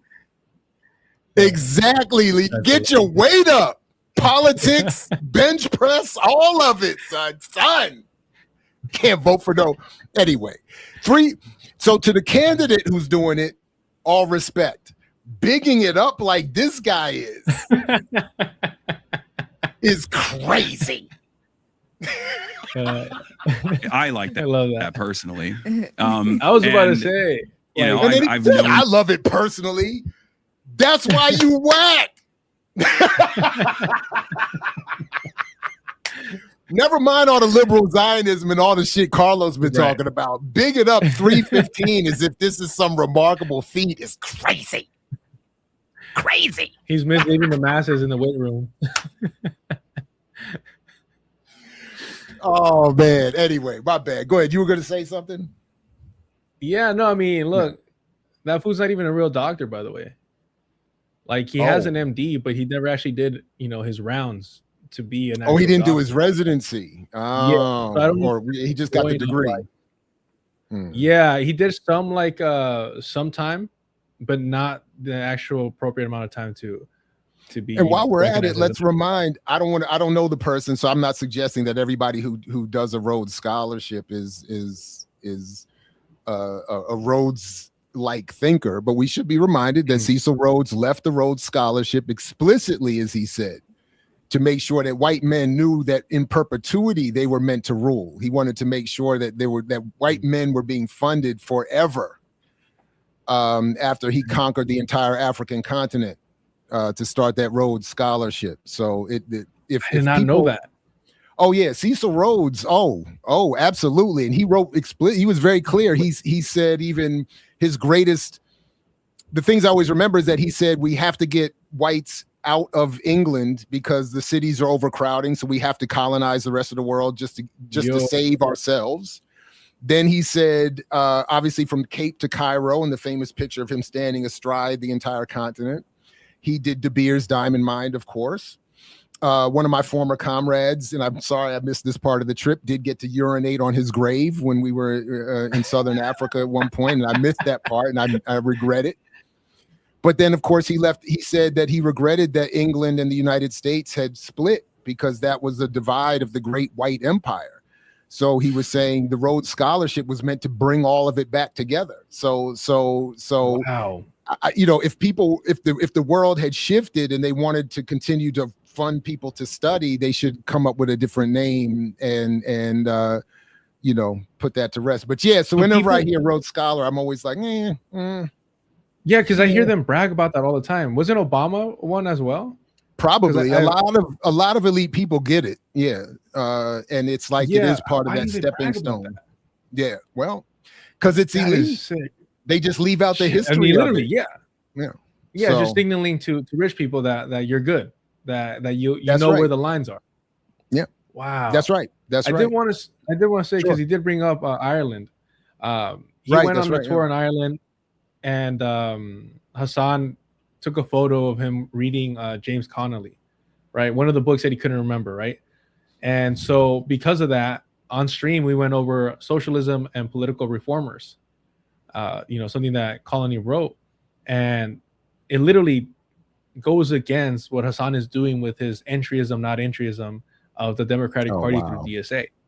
Colony literally says, like, if and when a socialist movement arises, it's going to be the death of the Liberal Party, because the people that actually want change are going to go to the socialist movement, and the people that do not want it are going to go to the reactionary movement. And the reactionary movement is never going to disappear, because there's always going to be people that are invested in their material interests of maintaining power. And so literally this guy's reading books and authors that are telling him what you're doing is wrong and will not work, and you're misleading the masses. But hey, well, I'm sure he's thinking, well, they don't have the full understanding that he has.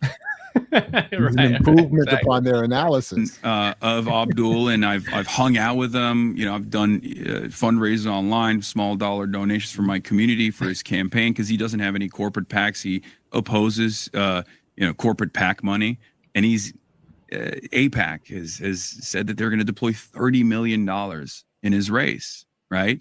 Because he opposes America's relationship with Israel. He wants to reconsider our endless expansionist mindset in not only the Middle East but all around the world. He says we got to take this money away from these bombs and spend it on ourselves, spend it on healthcare. He's been an advocate for Medicare for All. He wrote a book about it, and he was in the Detroit public health office. So he abolished 300,000 people's medical debt, and he's a wonderful person, right?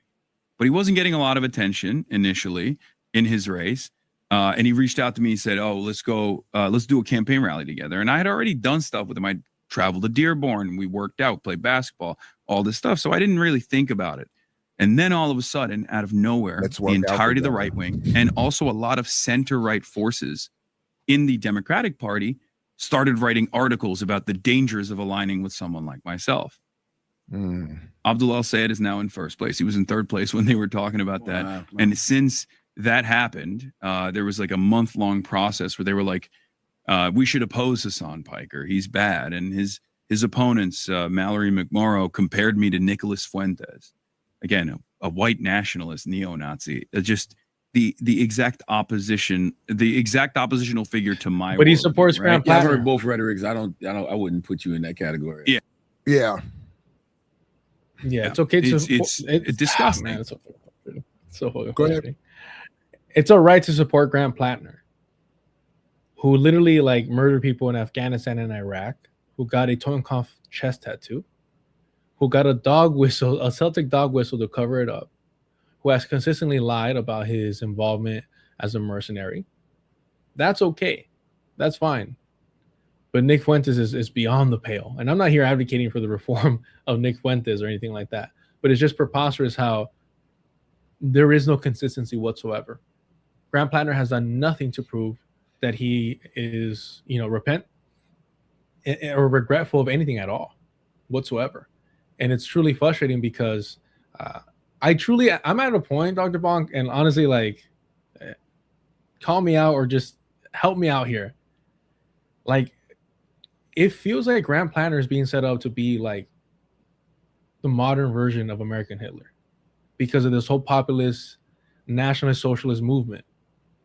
And this guy legit likes to kill. He enjoys murdering, right? He didn't go to Iraq because he believed in America and the American dream and democracy and all that stuff. He was protesting the war. He was raised in a household where he was educated to know that, how America operated abroad. And so voted most likely to start a revolution in high school. All these things, he knew better. But he had the urge to murder. And he went to go do it. And he glorifies that stuff till this day. That's why he doesn't have PTSD, because he said something's different about my brain. What he's struggling with is coming back and not being able to do that. Right? Oh, yeah, he said that in this YouTube channel called like Valhalla something. And of course, the name Valhalla is a hell of a dog whistle. Right? No, also with the ball. No, I have to express my well, one, I haven't paid attention enough to Grant Plattner, so I can't speak. But I will admit I know of Valhalla VFT as a channel because I admit I don't ever subscribe, I never like, I never comment, but I do watch some of the content. You're a fan? I wouldn't say I'm a fan. But I am interested in hearing from that. I do admit being interested in hearing at times from that perspective. And what initially, so yeah, I'll just admit that. I'll just leave it there. So in part because, to be perfectly, so years ago I'm with a homeboy, and we were at this event. We had gone out afterwards, and we overindulged, and we're coming back through the hotel lobby, and we're like where we had to go. We were sort of confronted by this white dude who was just physically enormous. He was just very tall physically, and we were standing there. We were all having to wait in a line, and I started laughing because I look at my buddy, and he's just staring at this dude. And I'm like, what the? And I said, so I was like, what is going on? And he said, and I think of it all the time because he said, I'm trying to figure out how we would fucking take this dude. Like he was like, he's looking at him like, how are we going to fucking take this dude? And I admit I watched those channels in some way with that same kind of thought. Like, these are the people that, honestly, it's how I watch, because I'm like, these are the people that I'm going to end up having to deal with at some point. This is who they send. True. When you get to the point where I want us to get. That's who they're going to send. So I admit I look at them like I'm looking at someone I'm eventually going to fight. And I know it's not real. I know I'm not really going to. But that is how I watch those, that channel from time to time, and a couple of others. And then also because they get into a lot of the details about all that has gone wrong and is misreported in special forces stuff. And then they talk critically about the movies and what's unreal in the films that depict all of these things. And they talk about, and there's all these shady things happening. SEALs killing each other.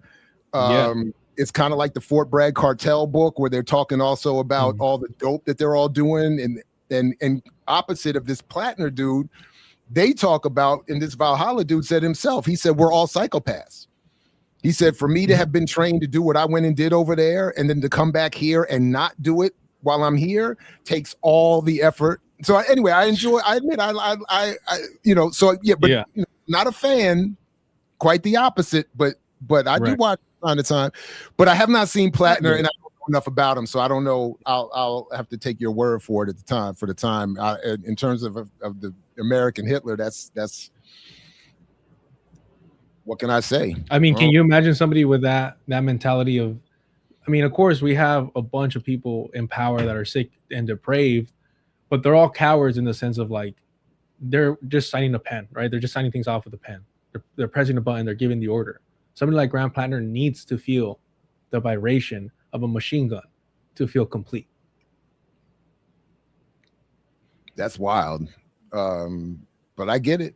I get it. And people saw that for what it was, and they this created a lot of trust for Abdul, because he did not stand down and he did not apologize for doing this, and he kept pushing through, and I think that earned him a lot of trust with Michiganders who saw that and were like, wait a minute, this guy's awesome. They saw his background, they saw his work, they saw his advocacy, they saw his policies, and they identified with it. And now he's in first place in the Democratic Party primaries. I saw what you said. You said it just now. I'm not a kingmaker, and I was reading a political article, and it was saying how you had an up and down night on Tuesday as you look to convert your online influence into electoral wins for progressives. How do you continue to do that? I mean, I'm still working on it. So last night I did a rally in Brooklyn for the New York City DSA slate. And I'm trying to be in as many places as I possibly can where there are, wonderful candidates that are running these insurgency races, and try. That was the other thing I noted. So I've made that line. I've used that line when talking to alternative third or whatever party candidates, that we need to be insurgent candidates and that kind of thing. To hear him say that here in the context of the DSA was annoying to me.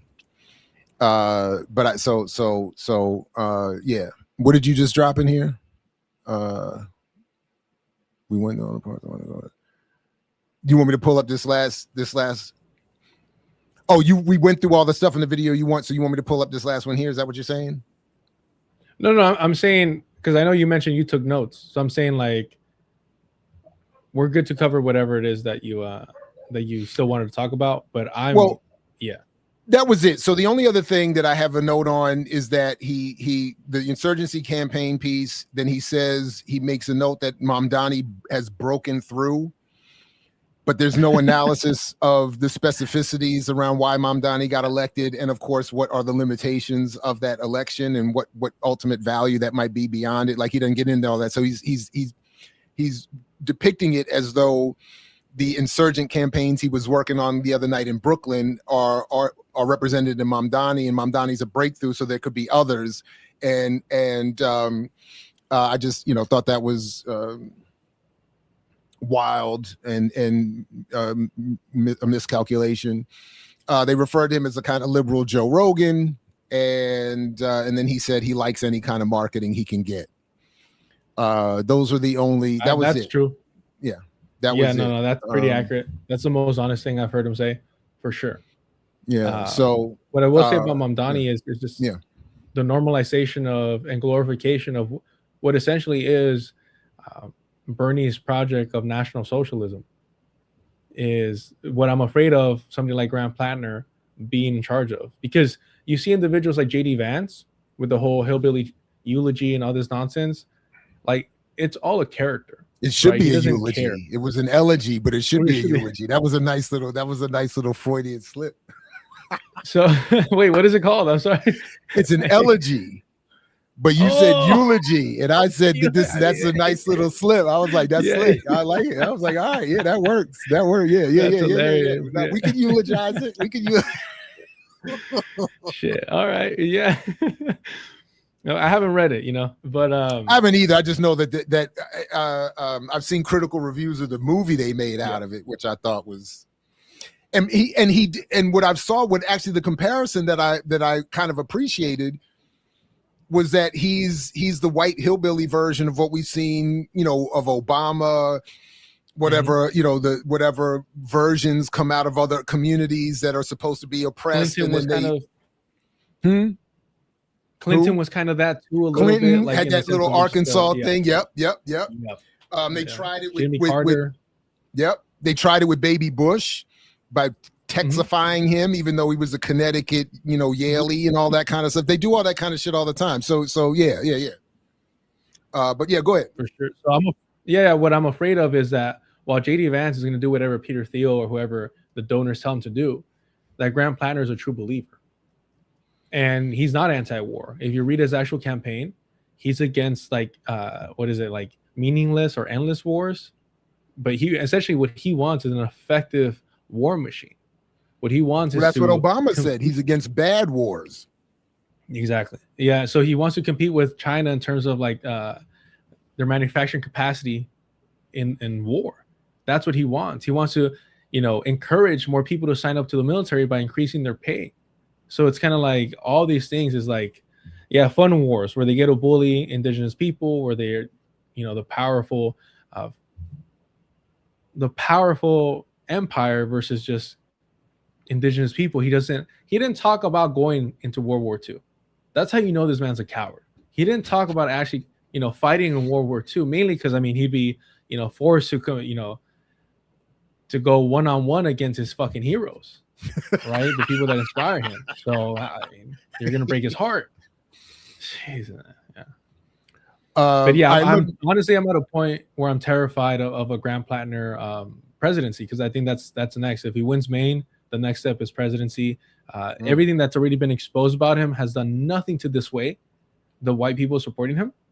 So it's only going to get worse. And he has the look, he has the voice, he has the war record, and the idea of him being a working class individual is being pushed by people like Ryan Grimm, when he's just like Hasan Piker, another little rich kid. So I don't see a world where if he wins Maine, he doesn't become president, because what else could he do that hasn't already been exposed that will cause him to lose support of these, white populists? All right. Well, if you are at all like me, it's time to start doing some homework. Because I'm not up on dude. I just have to admit it. I'm not sufficiently paying attention. But it would be hard at this point. I can't say I would be surprised. So I think I'm going to heed your warning and start paying some more attention. Because But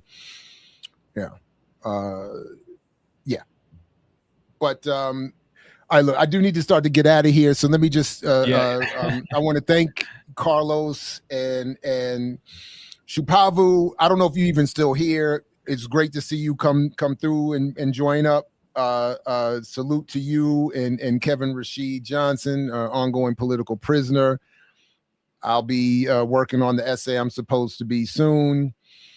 Thank you, A-Rob. Myron Gaines from Fresh and Fit also worked for Homeland Security investigating human trafficking. Wow. Okay. Wow. So he's in good company. The uncle that gave him the job graduated from Penn, Ivy League, same school as Trump. His uncle claims capitalism is the best system. That's Cenk? Is that Cenk? Yep. A union buster. Yep. A union buster.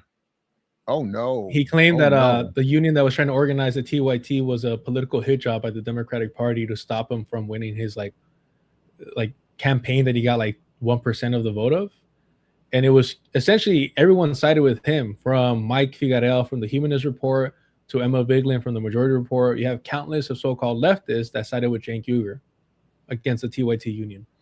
Hey, that's what was the downfall of Paul Jay at the Real News Network up the road here in Baltimore. Did the same thing. And for a while, Democracy Now! is doing the same thing. I don't know if they got any better. I don't pay attention anymore, but that union thing is a big problem among even the left, apparently. Your Conscience, thanks for the super chat. Why does this dude hate Hasan so much? This is a very one-sided convo that fails to consider the many hours Hasan streams on these topics. It's sad. Shout out to Martin Lawrence, PG County, Maryland, DC area representative. I think if you've been, I don't know when exactly this was sent, but I think if you've been, this was sent an hour ago. Oh no, So I Dr. think Bob, this guy's Oh, put yeah. some money on your tab for sure. He goes on. Oh and wait a on. minute. Oh It's yeah, beautiful. damn. Yeah, there's more. Oh yeah. Okay, hold on. I didn't even notice. Okay, but well, I hope in the hour let's see if it gets any better. I've been banned. I don't know what that means. I appreciate your super chat. You're not banned here. I think the discourse here is incredibly weak, to be honest. Thanks for the super chat. I'm donating to a dude I respect. Well, I appreciate that. I guess that's me. Is that me? And not you, Carlos? Because weak mods hate actual discourse. Nah. Leah Boggs have time for y'all. Leah doesn't do nonsense, so you must be tripping. Leah doesn't do nonsense. Increase to 5. I don't know exactly what that means, but thank you for the super chat. If that was the $5 increase. I started with 10. Get on my level. Increase to 50. Oh, I see. Oh yeah. Oh, this is We're going back and hilarious. forth. Yeah. Okay. He's up to 20. 20, Way ahead, yeah. champ. I've been banned because the mod. How are you banned and still able to super chat though? Prof has real misgivings about Hasan. The guest is some kind of hater, grown in a lab or something. It's terribly unserious. I disagree. Are y'all dumb? I'm a fan of Prof Hasan as Jackson Hinkle. Very honest analysis. I'd type in the chat if the mods weren't so authority coded.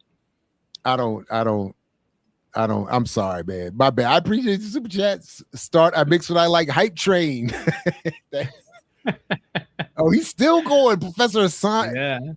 Get Hasan on your stream. This one-way discourse sounds good, especially with the guest who seems to hate on a fundamental level. Keep it real.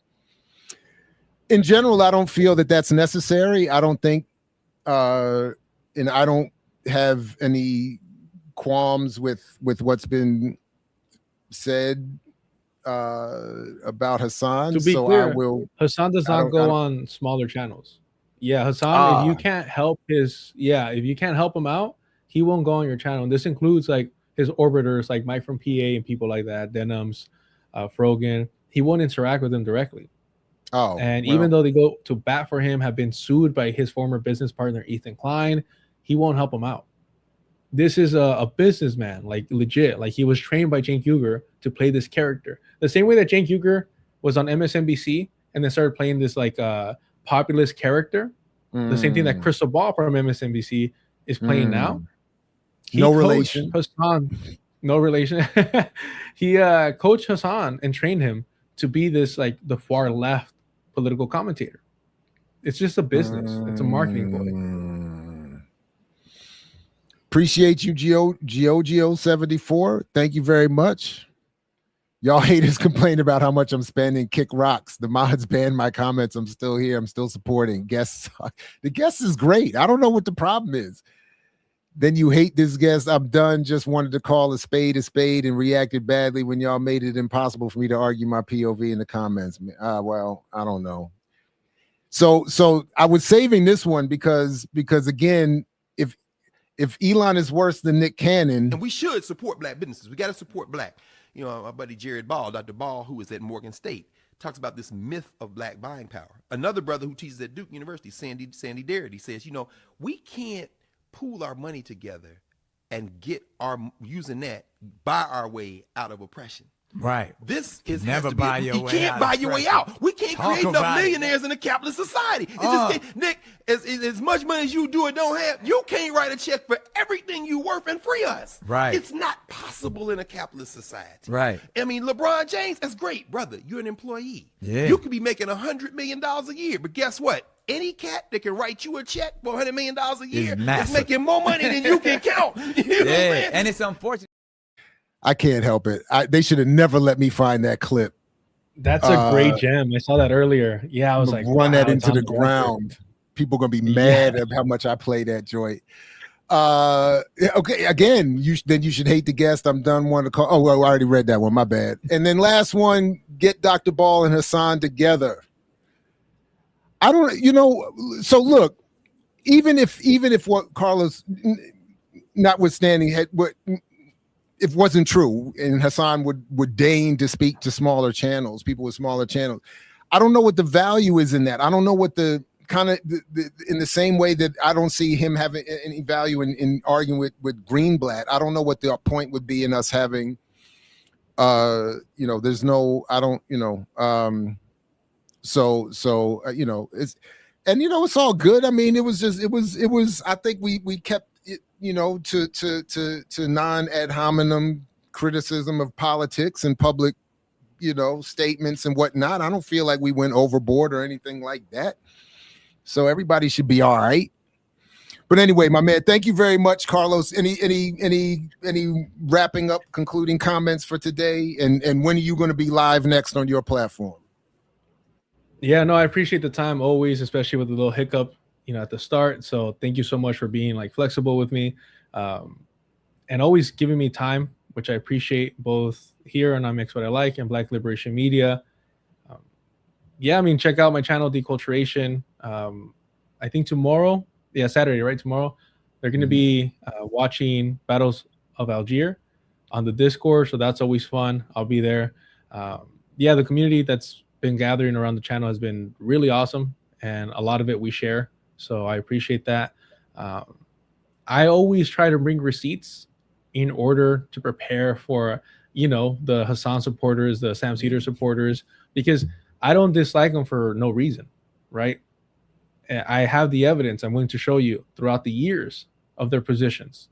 And honestly, it shouldn't matter. The fact that they work for the Democratic Party to any fucking degree should already be enough. But of course, I think parasocial relationships online, honestly, it's getting to a point where I'm like, I feel like a bully sometimes. Like, I just made a man spend almost $60 today. That's wild. So, all right, you might have a problem. Ask your family members if that's normal. That's okay. But hey, thank you, Dr. Ball. I appreciate you. No, I appreciate you. And again, I think, yeah, I appreciate you. So I'm going to wrap it there. Listen, everybody, thanks to everybody for coming through today and to earlier. And please come back tomorrow on Black Liberation Media, where we have part 2 of the critique of I Love Boosters on Saturdays with Renee. And yeah, this has been great. Had a good time. Peace, everybody. To Carlos, to everybody in the chat. Only if you're willing to fight for it, as Fred Hampton used to say. And I will see you next time. And what did you sacrifice? Calm, kindness, kinship, love. I've given up all chance at inner peace. I made my mind a sunless space. I share my dreams with ghosts. I wake up every day to an equation I wrote 15 years ago for which there's only one conclusion. I'm damned for what I do. My anger, my ego, my unwillingness to yield, my eagerness to fight have set me on a path from which there's no escape. I yearn to be a savior against injustice without contemplating the cost, and by the time I look down, there's no longer any ground beneath my feet. What is my sacrifice? I'm condemned to use the tools of my enemy to defeat them. I burn my decency for someone else's future. I burn my life to make a sunrise that I know I'll never see. Now, the ego that started this fight will never have a mirror or an audience or the light of gratitude. So what do I sacrifice? Everything, everything, everything, everything. I mix what I like, what I like, what I like, what I like, what I like.